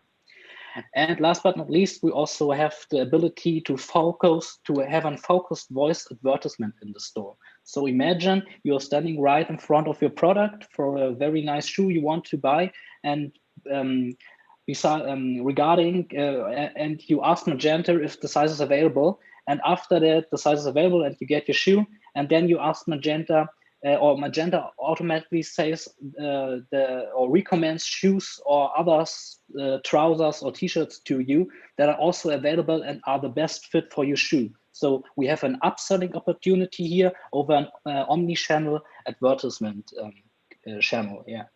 And yeah, so that is our commercial aspects. And let's jump back to Tony for our next roadmap. Thank you, Flo. So it sounds we can earn money, and how we will do this in the next steps. After the short hackathon, we implemented the first prototype that is necessary, of course, to get an existing infrastructure, to be sure that it works in the shop and support at first the customer about simple informations like we hear it or you hear it in our prototype. And of course, we can also supply the employee. In this case, that he gets a little bit more production information. For example, also to translate it in the right language for the customer. And in this case, we are working really fast in a way to have a little bit of intelligence in there where you can remember, like a concierge service, you're having every time when you need it, the answer of your questions. And for further integrations, we think about, or we're working actually with sensors that could be a little bit of more optical combined with voice. And we want to have a fully automated production delivery, and in this case is our outlook for the next steps. So bring it to a point, we are our group who's thinking it's a warehouse worker should be your shopping assistant, and it's still close next to you. So don't wait for it, use it, and share the ideas with you, with us, and also with you, the idea that we bring to you. Perfect. Thank you, Flo and Tony. Are there any questions from the jury? Yeah, Mary, I have a question. So the key thing over here is the ease of integration with the backend SAP platforms, right? Yeah. So Yes, right. Which SAP platforms have you integrated and how easy was it? Yeah, so actually we used in our showcase the SAP Cloud Platform with a Connect SAP HANA database. So a cloud instant of an SAP HANA database. And it was pretty easy because the SAP Cloud Platform is, if you maybe know, a Cloud Foundry solution. So we just deployed a simple REST server to it, connected with a technical user to the database itself. And then from this REST service, we could connect to the Magenta endpoint, to a Magenta voice endpoint. And we can show you a little bit of the architecture picture, maybe to understand all points. Jump in. And from the left side to the right side, you see the process that we operated actually with the prototype. Maybe I will continue from there, Raghu here. We have at least two former SAP guys in the call here. And what I see here is not really an actual backend integration. So when I heard a backend system, I thought something like a real SAP business system where like warehouse maintenance or things like that. But what they've done is simulated a backend with your own REST service running on the cloud platform, right? Did I get that right? Exactly, yeah. But the cool thing is in SAP HANA, so I'm also an SAP HANA consultant by myself. In SAP HANA, you also have the ability to use XSA application, for example, to simulate a similar setup. So you could also run an Express.js REST service inside the XSA application stack and then follow the structure. Yeah, I mean, while this is technically cool, I was expecting a bit more of a different approach in terms of either use RPA or something which actually makes the integration to the actual backends much more easier, because the complexity comes when you try to integrate the actual systems and not trying to simulate that.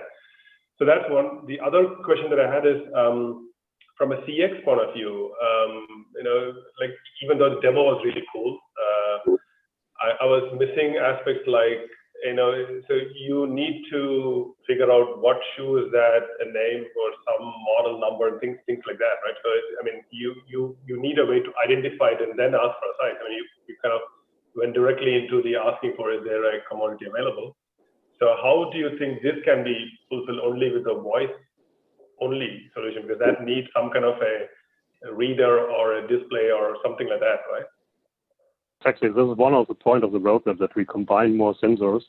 We will still try to get more research of what is have done. You maybe remember Finefox group who identified objects under a camera. You bring it in the shop and you have identify the object. We are also tried some apps like Microsoft Seeing AI, for example, who identify automatically what it could be, a shoe or an apple or something like this.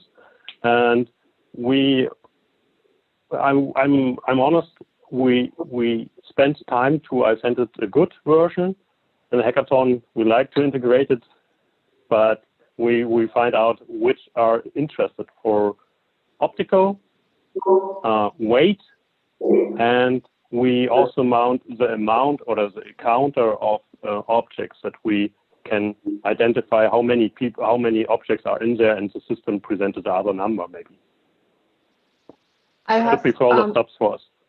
I have one more question. You said somewhere in the beginning that it would reduce your warehouse size, which I don't quite get, because in your idea you were saying basically here's, let's say, number 43, and then it comes around the corner, ideally on a bot, which I like a lot because it's quite nerdy and I love it. But the question is, then you still have to keep it all on stock, right? Because or maybe I was misleading there. Not the actual warehouse size, but the size in your store. So in your front store, you don't need to have. So on display, you can just exactly. basically display one shoe, and then the rest can be somewhere in the back. Okay. Yeah, got it. Exactly. Yeah. So this is an expensive area, the room where you're selling, and not the room where you have. Yes. All right, perfect. Thank you so much, Team Warehouse Whisperer. We will see you again soon for the winners announcement. So till then, you have a few minutes to relax. Thank you for your presentation. I'll see you in a bit. Thank you. Thank you for your time. Bye-bye. And now we are actually moving over to our last team of the day. Wow, time has flown. So I would like to introduce Lars, who is working on the work-life balance, and his project is called Home Office Tip of the Day. So we are really, really curious about the last project for today. So we will give him a second to set himself up, to set up his presentation, to check if his camera is on and if he's not muted. And then once you're ready, Lars, please feel free to start. Okay, let's go.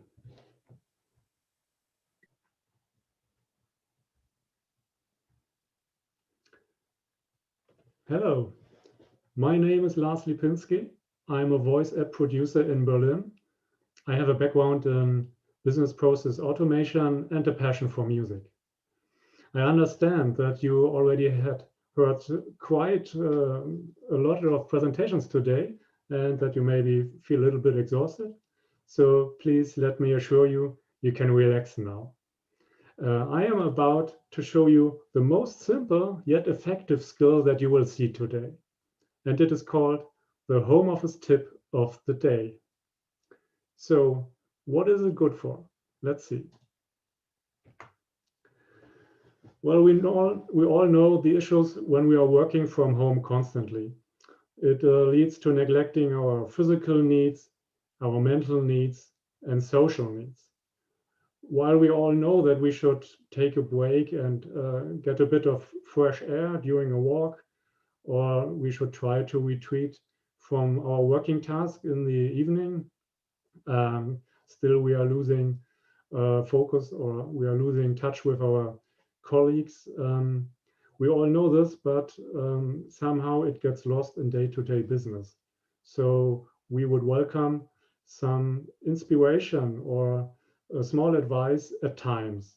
And this is where my skill kicks in. It's a very simple solution. The Home Office Tip of the Day. Any user can ask Magenta for the Home Office Tip of the Day when they feel ready for it. It may be in the morning or later in a coffee break, or they want to listen to it again in the afternoon. And I decided to not implement any nagging reminders because it's hard enough to focus on your work during the daytime in home office. So there will be no disturbance or distraction during work from this skill. And also, it is appealing for the people that don't like to feel being monitored. There are some folks that are into self-optimization, that are strapping sensors to their body and watching their vital signs on a smartwatch or anything. But I guess there are very many people who don't like the feeling of being monitored, and they don't like that their behavior might be judged by an app. So this simple solution is also for them. It's absolutely unintrusive. And I designed the user experience like a daily segment of a radio show. This is what people know from radios or from podcasts. So I produced a rich audio intro, and then Magenta follows with text-to-speech of the current tip of the day. And of course, this skill is driven by quality content that makes it interesting and leads to retention so that people enjoy it and use it on a day-to-day basis. So what is the business value and what means of monetization could it offer? As I already said, it's targeted at beginners of voice applications and reluctant users. And because it's so short and concise, it can be used as one building block in a more comprehensive morning routine. So maybe you have your weather, your news, your stock information or traffic information, and the home office tip of the day. And we can use it as a marketing tool to promote more complex skills. So one tip could be, hey, are you interested in getting assistant with workout? Try out our new My Workout companion skill or something like that. We can also use it to promote some unique features and functions of Magenta, like using it as a hands-free phone device. To get some revenue, I would like to place a short intro ad from sponsors in front of the tips. That would be a very short ad so that it's not annoying the people and they are used to this format from radio segments too. That brings me to the outlook. What would be the next steps? We should find a matching sponsor company, maybe like a health insurance or a special interest magazine that could also create or provide content. Then we have credible content. I would like to offer customization in the companion app, so the users could choose which kind of category of tips they would like to hear more from. May it be fitness, may it be maintaining social contacts, or tips for organizing your work. Then, like with every skill, we would adopt new technical features as soon as they are available for developers on the Magenta platform for richer UX. I'm thinking of using audio streams in a more flexible way and maybe translating to other languages. And one more thing, we could tap into B2B.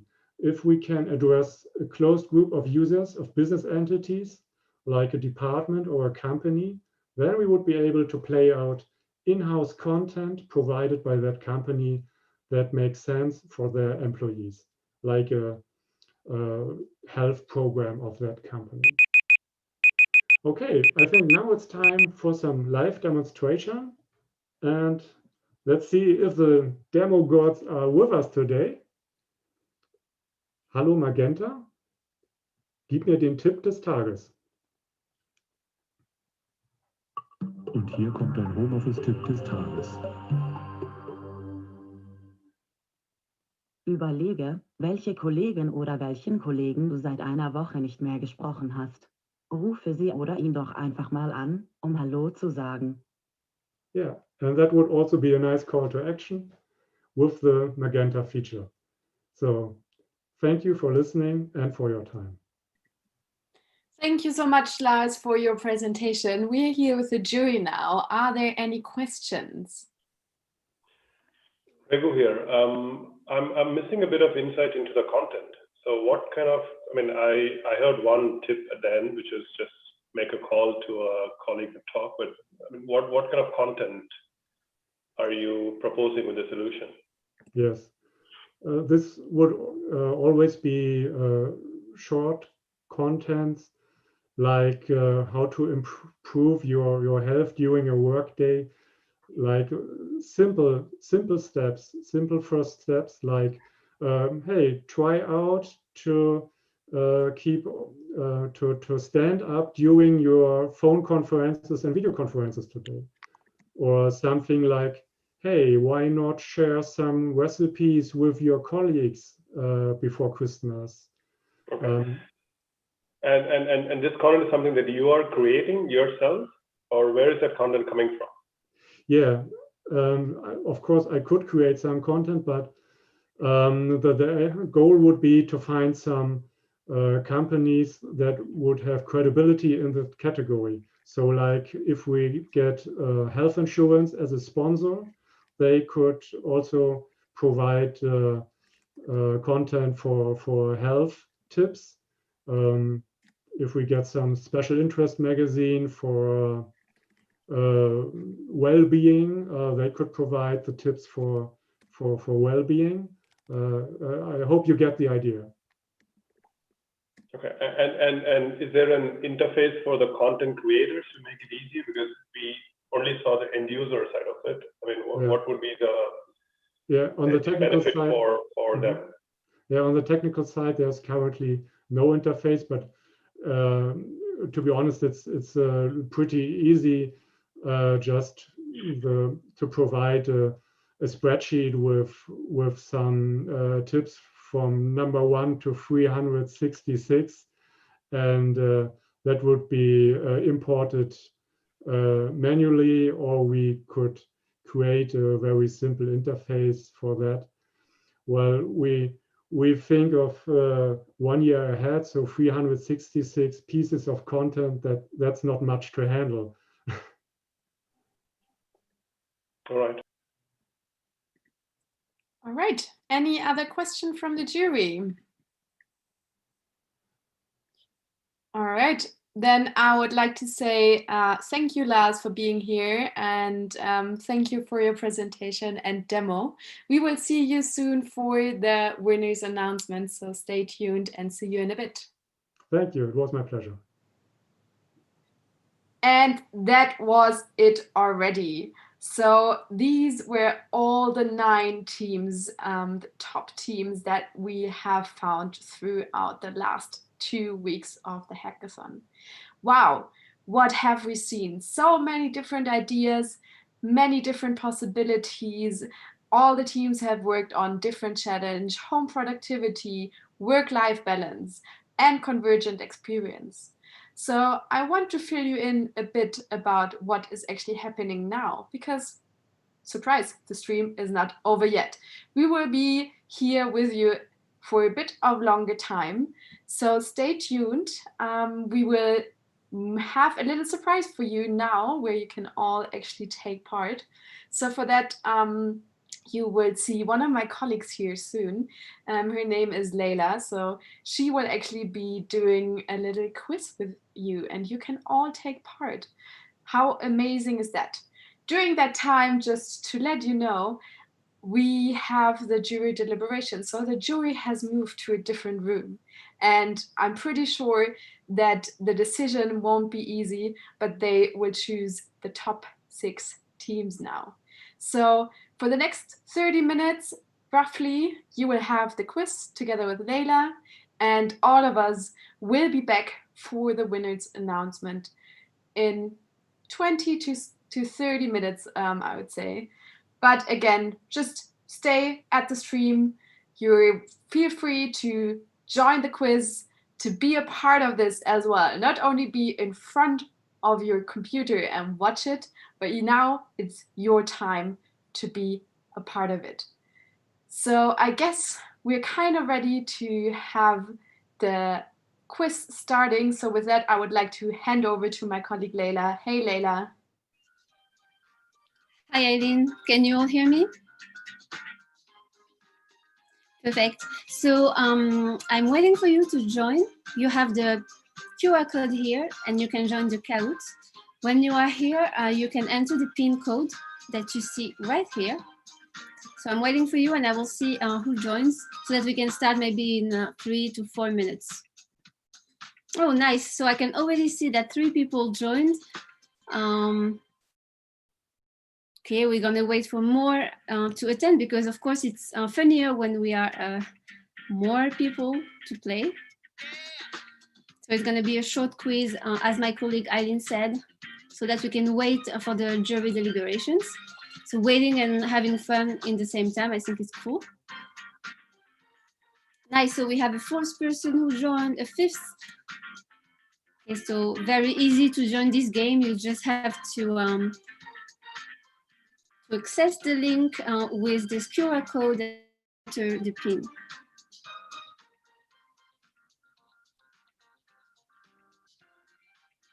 So we are still waiting some more time. So be ready to answer the questions. We're gonna have 14 questions. We're gonna have easy questions, not that easy questions, and I'm gonna see if you have the right answer every time. Oh, another person joined.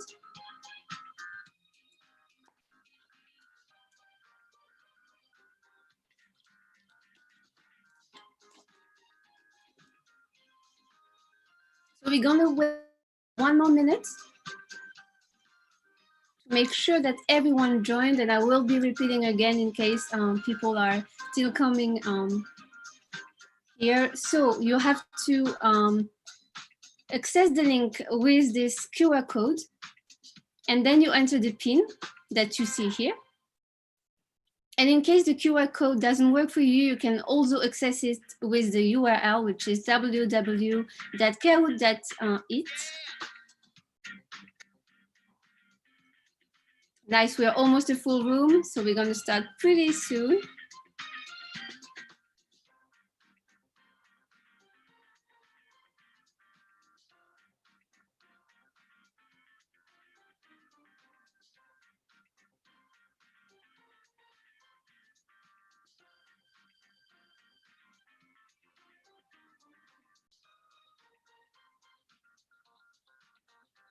Okay, someone else joined, nice. So again, if you want to join, you can join us here on the URL or with this QR code, and then you just have to enter the PIN so that you can access the game. And I'm going to start it very, very soon.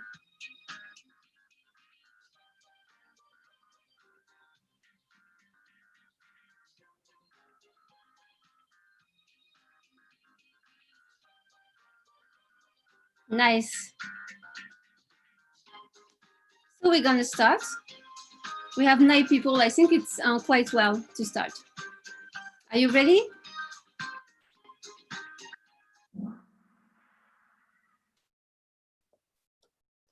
2, 1.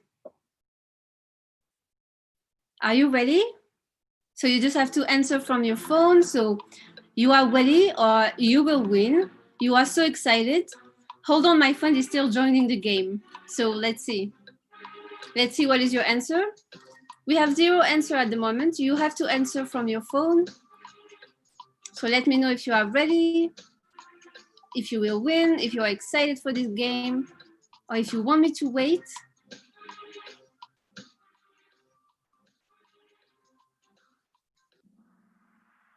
Oh, we have 0 answer. So maybe I will get back to let you know how to do this game.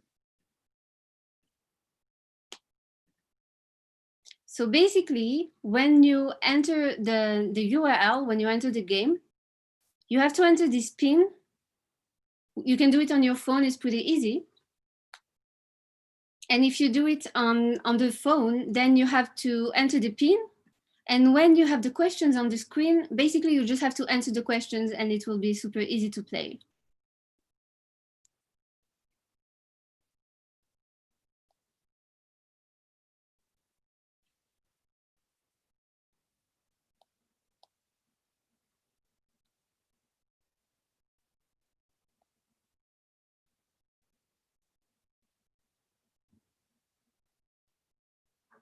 Okay, so let's wait one more time.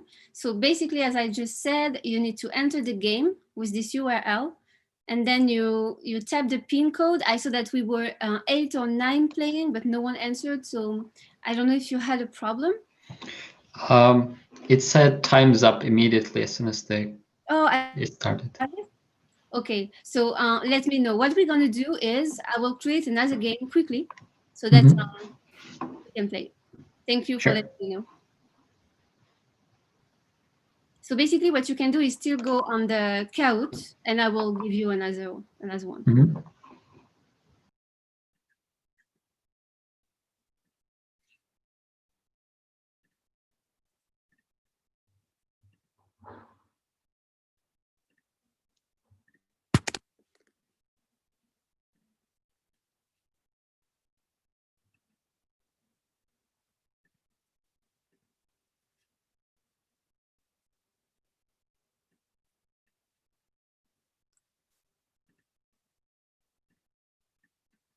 Perfect. So we're almost all set.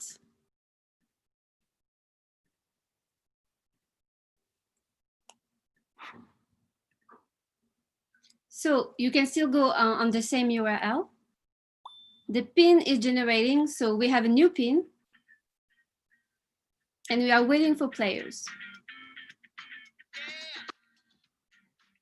So the URL is pretty simple. It's www.kahoot.it. Then you have to enter the game pin, which is just here, 3213666. And we are still waiting for players, so don't be shy and join us.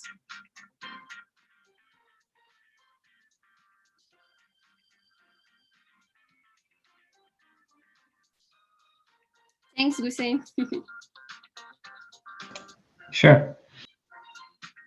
So we are waiting for more people to join, but I'm sure they will.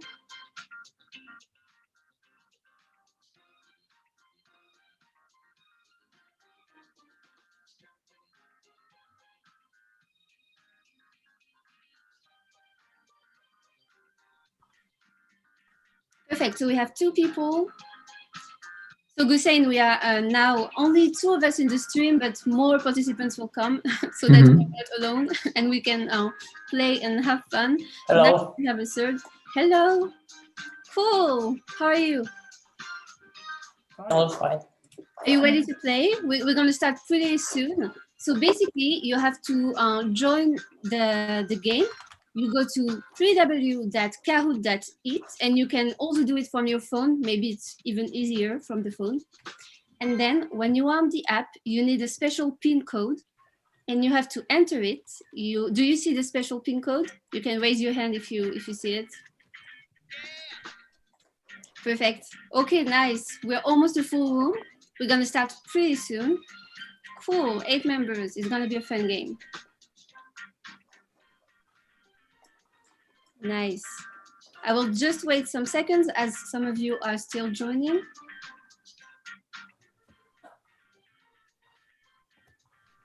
So for the newcomers, you have to join here, www.kahoot.it.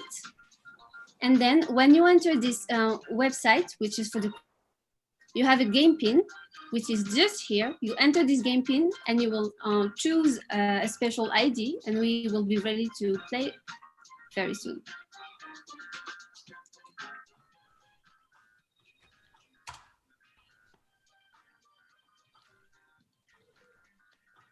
Nice, we're 11 now. Hack it, nice idea. Perfect, so I think we're good to start. So I'm gonna start now.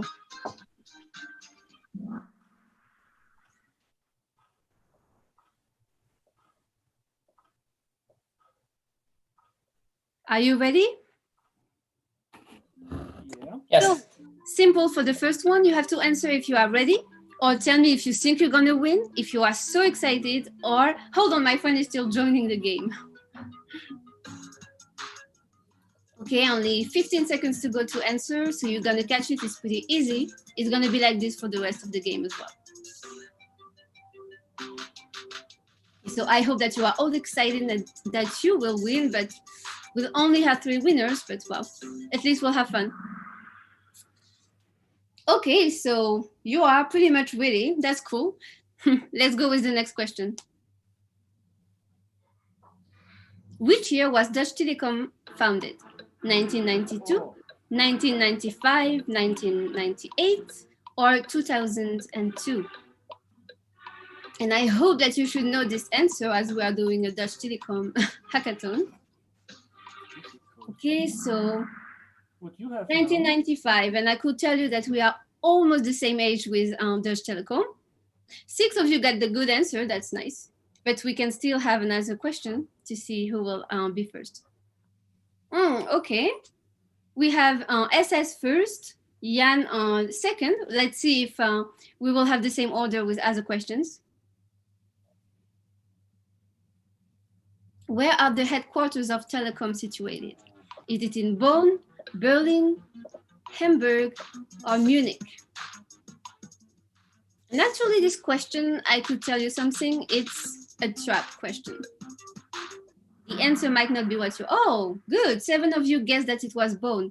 And actually, if I can give you some background details, the West Germany capital city, so the Germany before, it used to be Bonn. So you will have a lot of headquarters, company headquarters, Bonn, Berlin, as we might think. Actually, I saw that it would be in Berlin. But when I saw the answer, I was like, oh, true, it's not Berlin. Okay. Oh, Gusein is coming up and Powell as well, but we still have SS and Jan who are dominating this game at the moment. Let's see. It's going to be a true or false. Goldfish only have a memory of 3 seconds. Simple. Is it true? Is it false? Goldfish memory. Is it only 3 seconds though? We have 8 answers. We are missing some. Oh, actually, I know why some of you could be mistaken, because it's a common expression, you know. Basically, when you say that you have the goldfish memory, it means that you lack short-term memory. But the real goldfish don't have only 3 seconds memory. I was actually convinced that it's true. Yeah, and actually I was as well. But again, this game surprised me and I was like, okay. So it's good. We're having fun. We're waiting for the winner's announcement. And we are also having more, getting more knowledge. So that's fun. Let's see the score. Okay, we had a change. Powell is coming up front. Then we still have SS, Jeanne, Gusein, and Leo is coming as well on this. So let's see how it will be for the other questions. Which browser is less compatible with web technologies? Is it Chrome, Firefox, Opera, or Internet Explorer? So yeah, which one is less compatible with web technologies? We almost have all the answers. We are missing a few. Oh, 2 seconds left. Nice, Internet Explorer. And actually, I can give you a fun fact. I was living in South Korea. And you know, South Korea is a country where technology is really well developed and everything. But when I was there, they often used Internet Explorer. So that's pretty crazy that they still are using Internet Explorer. Yeah, that's interesting. Yeah, right. I was surprised. Even at school, they use this when you need to access the school website. You need to have Internet Explorer because sometimes it won't work with Chrome. So it was like a surprise for me. And I don't know if you are aware of this, but you have Microsoft who is having a new technology, and it's called Edge. And it's actually becoming better and better on the market of web technologies. Let's go to the next one. Wow, Powell, you're destroying everything right now. So we have a little change. We have André who appeared here. Then Leo is up on the third place, and we have Hussein on the second. Let's see. Hey, SS, you're being eaten here, so try to come back to the first spot. What is the meaning of the code HTTP 418? Bad gateway, I'm a teapot, this is the way. We have 7 answers. Actually, I wouldn't have guessed this one because I'm not a developer, so I hope you will guess it better than I do. 7 seconds. Oh, 6 seconds left, and we only have 7 answers. Anything. Sometimes when you answer like this, maybe it's good. Okay. Oh, only 3 of you answered that I am a teapot. And actually, what I can tell you, because of course, I wouldn't have guessed it, but I prepared my game. So I searched on Google, and I can tell you that this was an April Fool joke that was made by informaticians in 1998. Yeah. Yeah, so I got it right. Thank you. Oh, thank you. Okay, so let's see the scoreboard. SS is coming back on the third. Okay, we still have Powell, and you even have a fire next to your place. That means that even the game is recognizing that you're answering the questions quite well. The next question. What is a hackathon? It's easy, right? That's what we are doing. That's what I'm organizing all the year. So is it a competition to determine who is the best hacker? Is it a 2-day innovation competition with the aim of creating exclusive projects? An online marathon? Hacker what? Okay, 10 seconds left and we only have 6 answers. You know, this was called the 48 hours acceleration, so maybe you could have guessed the answer like this. So yeah, it's a 2-day innovation competitions with the aim creating exclusive projects. And if I can give you a funny answer, a funny fact here, sometimes, you know, I receive some emails and people think that a hackathon is to hack people's phones or website, but it's not. Of course, it's just like about innovation. Okay, so let's see it. Nice. Now we have Gusen on the first with the fire flame. So let's see. What is the cause of the first big IT bug? A bad network connection, not enough memory, an insect? And that's not a trap here, so maybe you can guess. 5 answers, 6.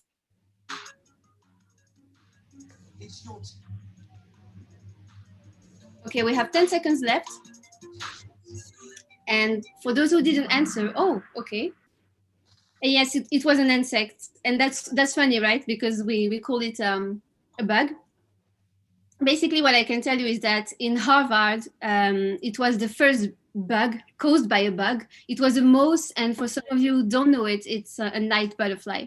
So they found this night butterfly in the bug, and they had to debug the computer. So now we call it a bug. Okay, Andre is coming back again, and we have Holger now that we didn't see yet. So that's cool. Maybe you will win.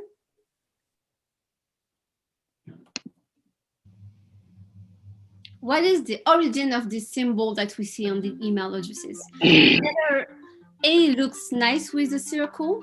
From the Latin ad and scribes showed it. Invented by IT companies, a business unit measure in the Middle Age.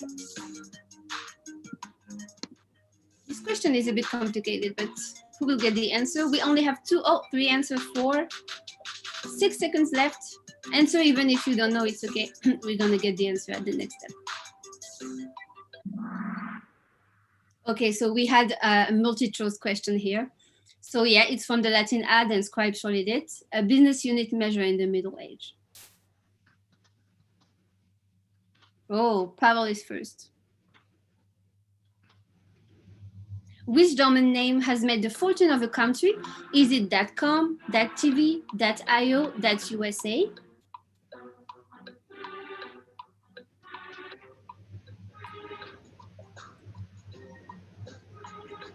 Only 4 answers?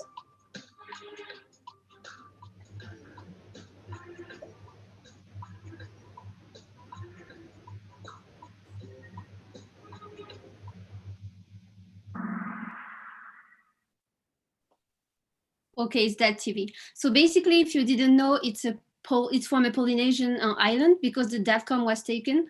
So they wanted to invent something else, and now they're just receiving money from companies who are buying their domain name. So it's pretty cool. So basically, I only have one thing to ask to you participants, is to change your name into the team name so that we can know when we will do the winners announcement, it will be easier for us to appoint you. So if you could do it now, it would be amazing. Thank you. I give you maybe 20 seconds to do it, and then we're gonna jump to the other question. But it can be done. Excuse me? What it can be done to change my name? Oh, you can't change your name? No, me neither. Oh, okay, perfect. No worries then. We're gonna keep it and we'll see how we do. Thank you. You should be able to click on your, if you see that, to click on your name, basically. On the right, when you see the participant list, you could see your name, basically, and you should have a button, rename, if you click on your first name, basically. Oh, on Zoom, yes. On Zoom, yeah. Looking about Zoom, sorry. Oh, yeah, sorry. I didn't mention it was the Zoom. Ah, yeah. The game, yes, on the Zoom, please.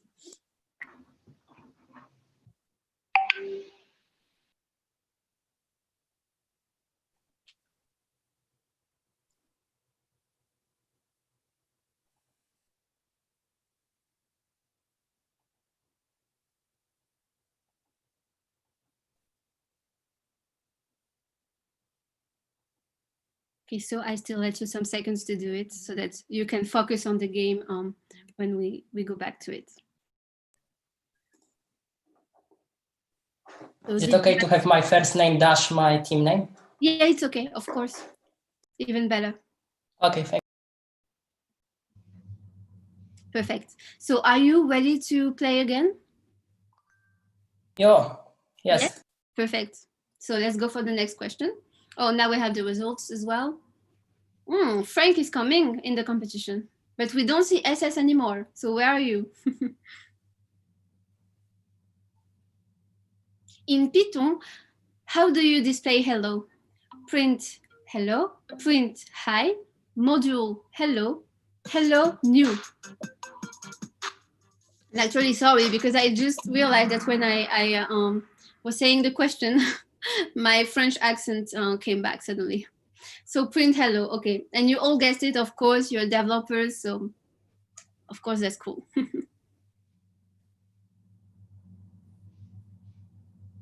Okay, Frank and Leo coming back. At which specific rhythm corresponds the PC flash in standby mode? Depends on the computer's battery level. It's a human heartbeat, one flash / correct calculation. The question again is, at which specific rhythm corresponds the PC flash in standby mode?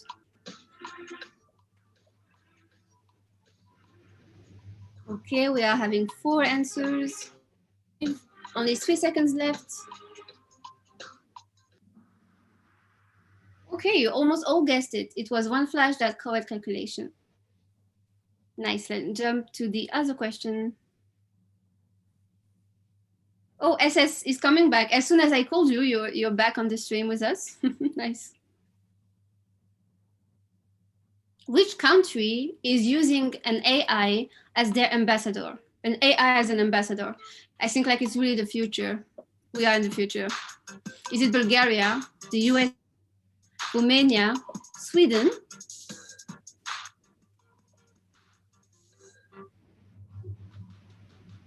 Can you repeat again? It was interrupted. Oh, yes. It's like in which country is using an AI as their ambassador? So is it Bulgaria, USA, Romania, or Sweden? It was Romania. And actually, the funny thing here is that their boat is called Rome boat. It's not really original. It's like Romanian boat, Rome boat. Okay, so let's see the scoreboard. We still have Powell on the first place, and Frank is striking the third one. Okay, SS is still coming back. We'll see how it goes. So what is the answer to the ultimate question of life, the universe, and everything? Hello world, no. 42, you know nothing, Jon Snow. So we have 19 seconds left and 7 answers so far. I feel that you know the answer if you answer that fast. Oh, nice. Most of you guessed it. It's 42. No need to answer this time, but I will just check if we have the time to do another game. And we'll see. It was fun. Thank you, Leda. Oh, you're welcome. It was fun as well for me. Yeah, but thank you. You're welcome. So Frank is the third place. We have Gussein on the second. And the top one is... Who might it be? How well. That was nice, really. Oh, the runners. The fourth we had Andre and SS. You're still on the podium. That's cool.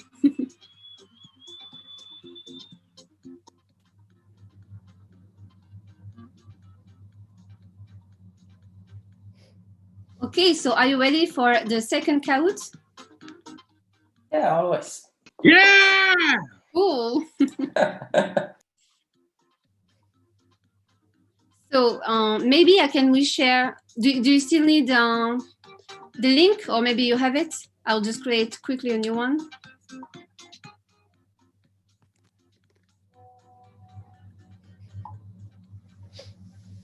So basically you need to go on the same link, and then we're gonna have a new PIN code that you need to enter to access this game. It's gonna be the same with 14 to 15 questions. And I hope we're gonna have more fun for this one. So perfect, you need to join here. So we still have the same URL, which is www.kahoot.it. Then we have the PIN code. Oh, nice, so you already joined. You're fast. I think that you're having fun, right? That's cool. Perfect, so I'm letting you join.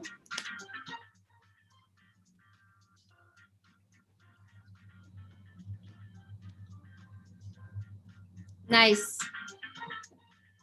Do we have someone else joining? Okay, cool. Let's wait maybe 20 seconds and we'll start again.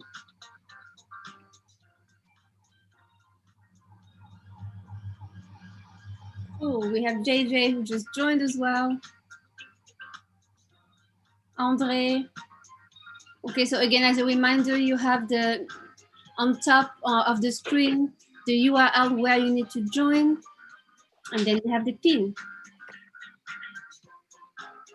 Okay, so we're gonna start. We're 10. Hi, this is Aline.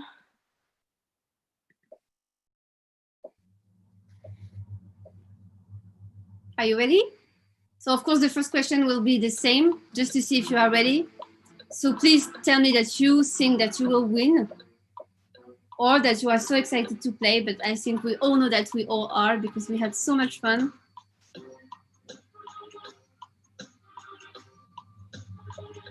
Okay, 9 of you answered. I think one more person needs to answer, and we're gonna be good.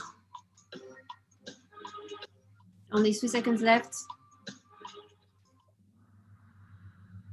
Hold on, my friend is still joining the game. Okay, so you can tell your friend to go to the URL that Kahoot.it, and then you have the game pin here, so you can give him the game pin. It's 1969-96-0. So I'm gonna wait maybe 10 seconds and Oh, I'm sorry. It was a joke. It was a joke? Yeah. Oh, okay.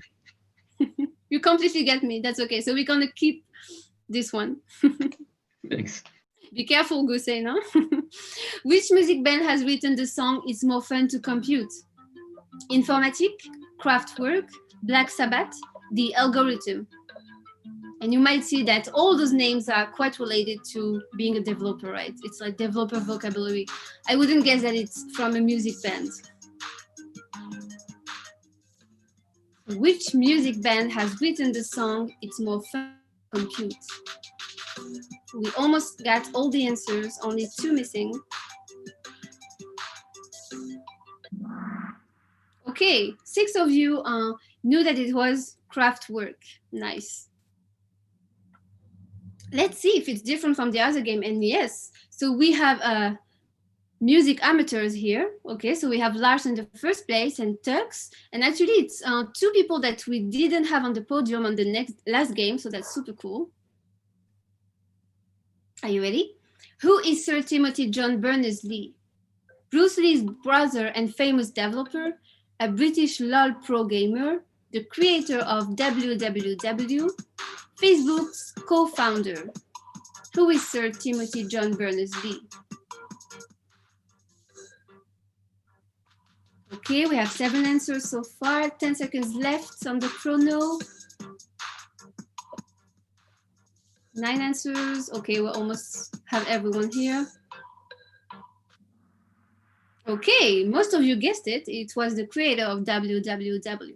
And while I will admit that I didn't prepare that game as much as the first one, so I won't be able to give you those funny facts or this knowledge I already gave you, but at least we're still having fun.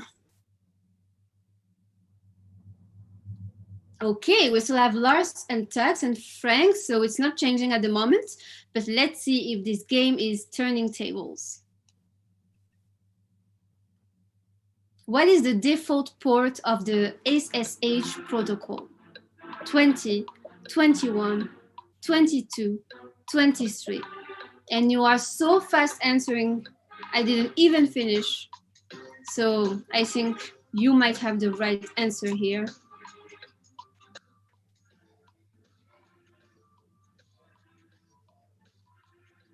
Okay, only 6 seconds to go.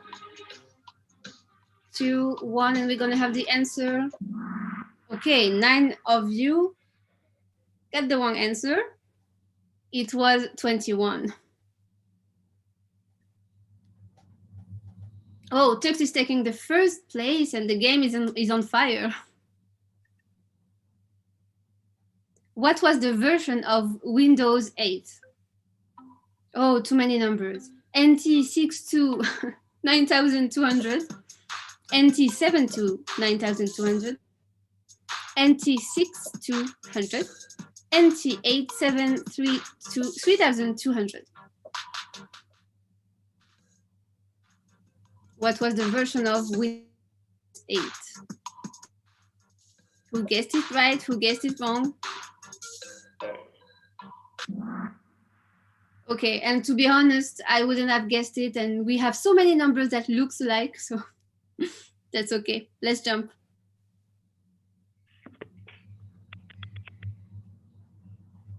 Okay, so Tux is in the first place.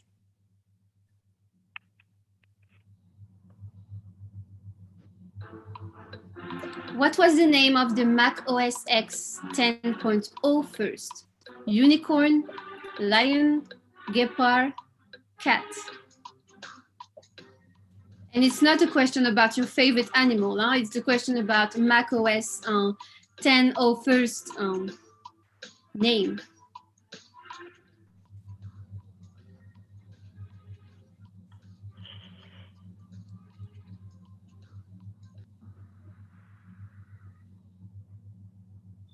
It was a guepard, and no one guessed. I thought you would guess this one.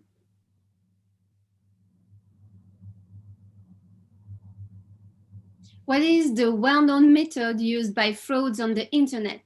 Hunting, cooking, pet sitting, fishing. Actually, I've watched so many shows, TV shows, that I know this one. I know the answer even if I didn't see it.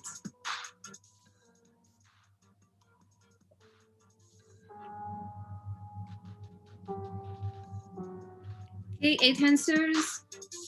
What is the well-known method used by frauds on the internet?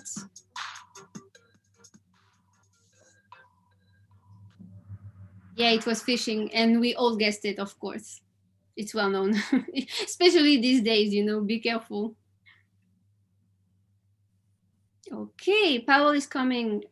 He's coming at you, attacks. Be careful.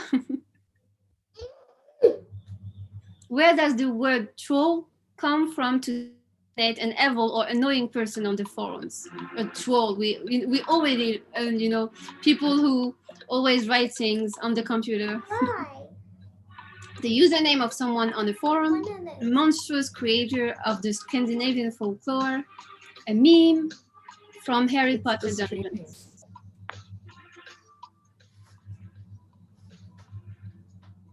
So where does this full word come?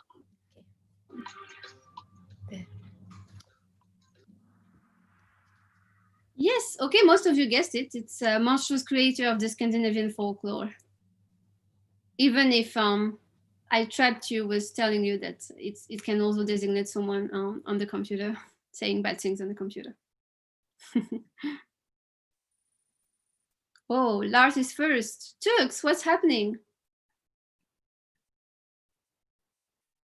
In what format are programming languages that send data to the computer transformed? Hexadecimal, music, binary, decimal. Okay, most of you answered. We have 20 seconds left.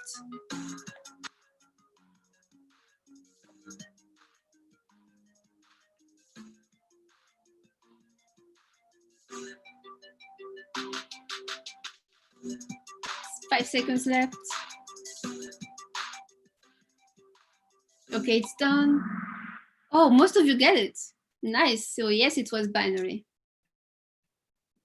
Let's see. Oh, we have a fire in front of Powell. Okay, that means that Powell, you've been answering 7 correct answers. Nice, nice, nice.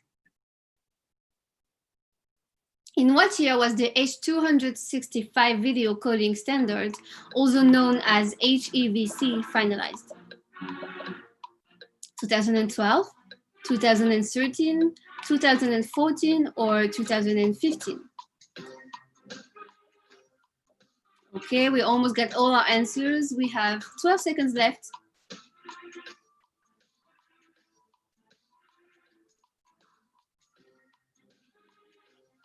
Three seconds if you want to answer. Okay, oh. Not all of you could guess this one. Only one of you guessed it. It was 2013. Oh, Tuxis came back. Nice. Which is the recorded instance of an Easter egg in the tech universe? So that's your universe. Maybe you should know. A video game, Colossal Cave Adventure, video game Adventure, hidden action game, Dune, video game Starship One. So yeah, you should have to be a gamer and you should have to love the tech universe to answer this question, maybe. We got 7 answers. Let's see what you got in store. Okay.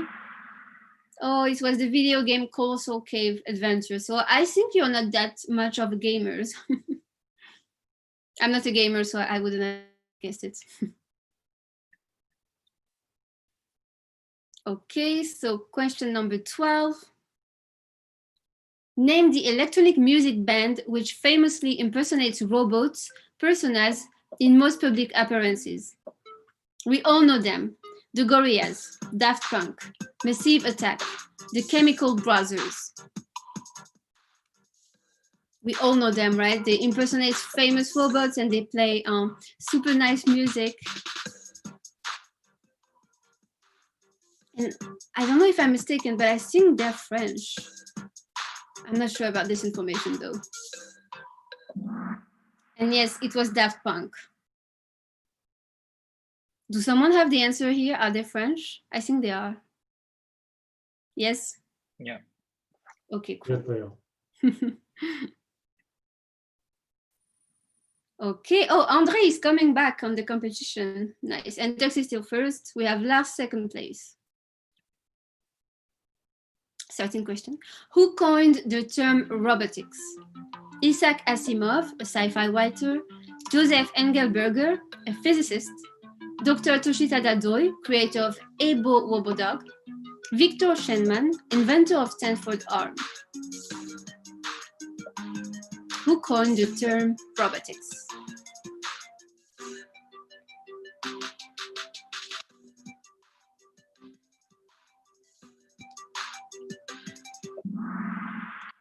Nice, you guessed it. It was the sci-fi writer.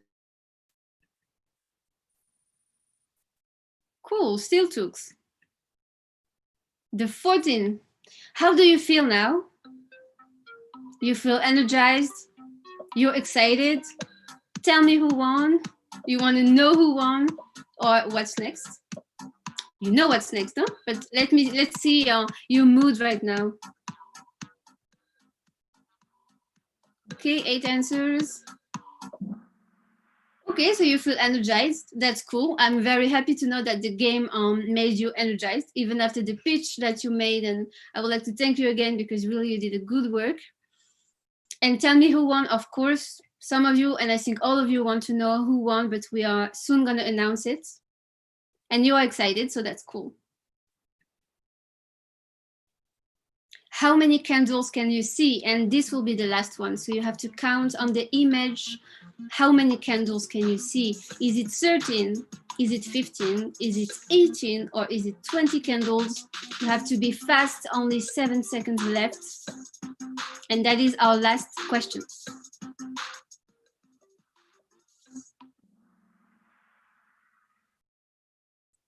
Okay, it was 20 and only 2 of you have guessed it. So let's see who won.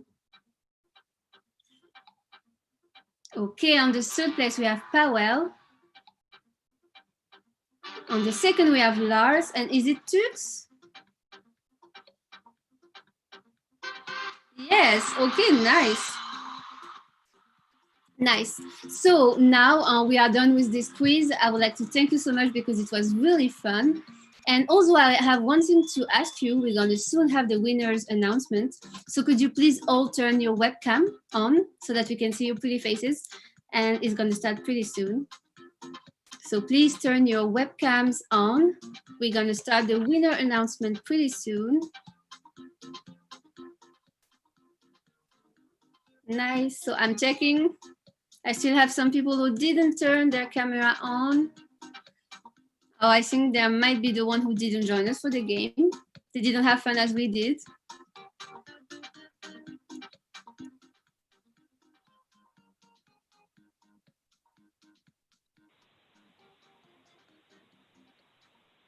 Okay, so now I'm going to give the mic back to my colleague Eileen, and I thank you again for this game. Thank you. Perfect. I hope that was lots of fun for you. I guess for the jury, it wasn't that much fun. It took a bit longer to do the announcement, but it's there. We've made it. And with that, I would actually like to hand over directly to one of our jury members who's doing the announcement. That is Reku. Reku is with us here right now, and we'll start with the announcement right now.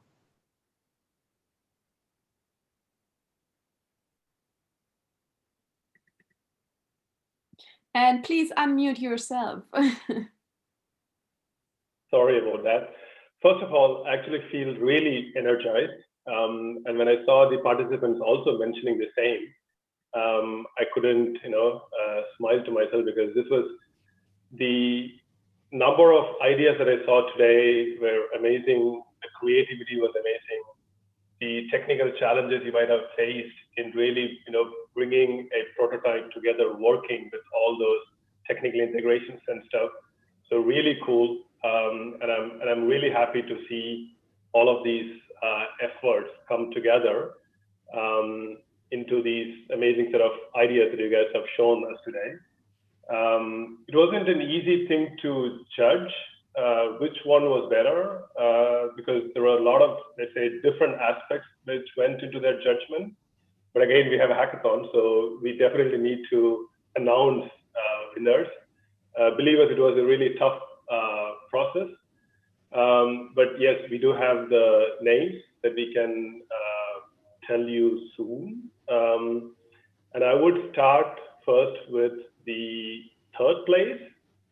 So the 3rd place winner for today in the hackathon goes to, I think we need some drum rolls to raise the excitement up, to virtual teacher. So the 3rd place goes to virtual teacher. Ooh. Go. Congratulations. And good job, really well done. You're with us in the stream right now, so I would like to hand over quickly for 1-2 sentences from your side. Shall I start, or Supreet, you want to start? Go ahead, Boris. Yeah, thank you very much for the great organization, first of all.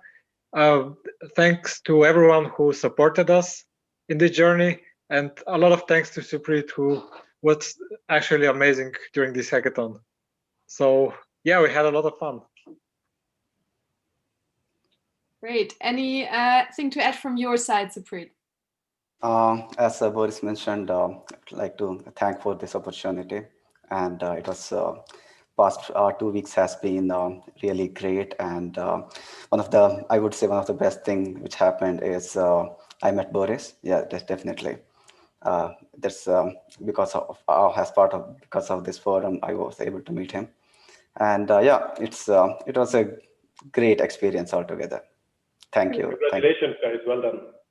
Thank you, Raghu. Congratulations, and really nice to hear that you've just actually met and you've made it to the top 3. So really good, really well done. So with that, I would like to move over to the next team. So Raghu, please. I mean, I could relate to this feeling of being in a hackathon and meeting together and getting stuff done. In fact, that brings me memories from a hackathon that I was out of like 12 years ago or even before that. So I can really relate to that, really coming together as a team and doing the stuff together. So well done once again. So moving to the second place, the second place for the Remote Rhapsody Hackathon goes to the Virtual Help Desk project. Come on. Congratulations, Frank. You are right now. Use the next 1-2 sentences for you to speak out whatever you want to share. Emotions inside me. I'm a bit surprised, I'm happy, and I'm tired. And I believe we are all a bit tired after it's more than 2 weeks now. We are worked hard on this, and everybody who's here deserves the prize somehow. And I say thank you to the team and also the participants. I feel like some kind of team started to grow. So I hope something will remain, and we all will remain in contact and see us again. Perfect. Thank you. Well done, and congrats once again. Congrats, Frank, and also nice to see that within the participants you've got to know each other. I could also see you've helped out each other throughout the whole time when someone had questions, so that's great to see. And now let's move on to the final announcement. I think the excitement is rising, but before I announce the winners for today, I would like to mention that all of you are winners. I think what you have done is amazing in terms of the ideas that you brought and the passion that you have shown. So again, thanks from my side to everyone here on the call. And to announce the winner of the Remote Rhapsody Hackathon, I would like to congratulate the team Summerside. Well done, guys. Congratulations. Oh, thanks. I didn't expect, really. Thank you very much. Thank you very much. It's been a wild 10 days in which I learned a lot of things besides, my technical thing. So yeah, I think I have too much. I'm too too emotional now. So what I can say, just thank you all. I think, yeah, wow, this has been my first hackathon ever, and yeah, this announcement is totally amazing for me. So thank you very much. I have to also thank my wife Juana, who made this happen, because she also kept the kids not interfering in our meetings. And I don't know. I think we made it together. I think everyone deserves deserves something, a piece of this prize. So I want to thank everyone. I also saw a lot of potential ideas in the left, in the right, on how to improve my product as well. And yeah, I'm overwhelmed. I don't know what to say. I'm really overwhelmed. And thank you all. Thank you all. Yeah. And for all the winners, I'm more than happy to tell you that we will follow up with you guys on these ideas and see how we can take these things forward. So Vineet will definitely get in touch with you to discuss what we could do as follow-ups. So once again, thank you all for the participation and congratulations to the winners. Also, congratulations from my side. It has been a short and tough, hard journey for all of us. That all has happened within 2 weeks. Imagine that. So starting from the scratch within 2 weeks, all of our teams have shown us amazing ideas and amazing projects. So I really want to take this time to thank all of you. It's really, really tough to choose the top 3, but that's part of the game. I'm sorry, but we all really, really enjoyed your ideas and your project. And I want to give a big, big thank you. We know you've spent a lot of time in this project and in this hackathon. So we hope to see you all again. And actually for our viewers, sorry, Riku, do you want to add something? Yeah, just one last thing. I would also like to thank the Hubraum team, so Sean, Axel, Alexander, who worked a lot with the Voice project team to make this hackathon happen, and all the organizing people who helped us, run this hackathon. I know it's really tough to do this virtually, but we still made it. So again, thank you also the organizing team for making this hackathon a real success. Thank you, Reku. Again, yeah, you've just heard there are lots of different departments and teams involved in setting up such a hackathon.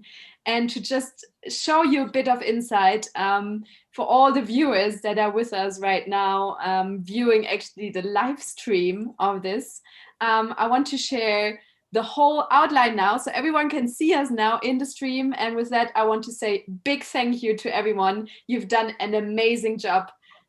Wish you all the best. I know we are all tired, so let's end the stream. Let's all say goodbye, wave into the camera, and enjoy your evening. Bye. Thank you. Bye-bye. Goodbye. Bye-bye. See you again. Bye. Bye. Bye.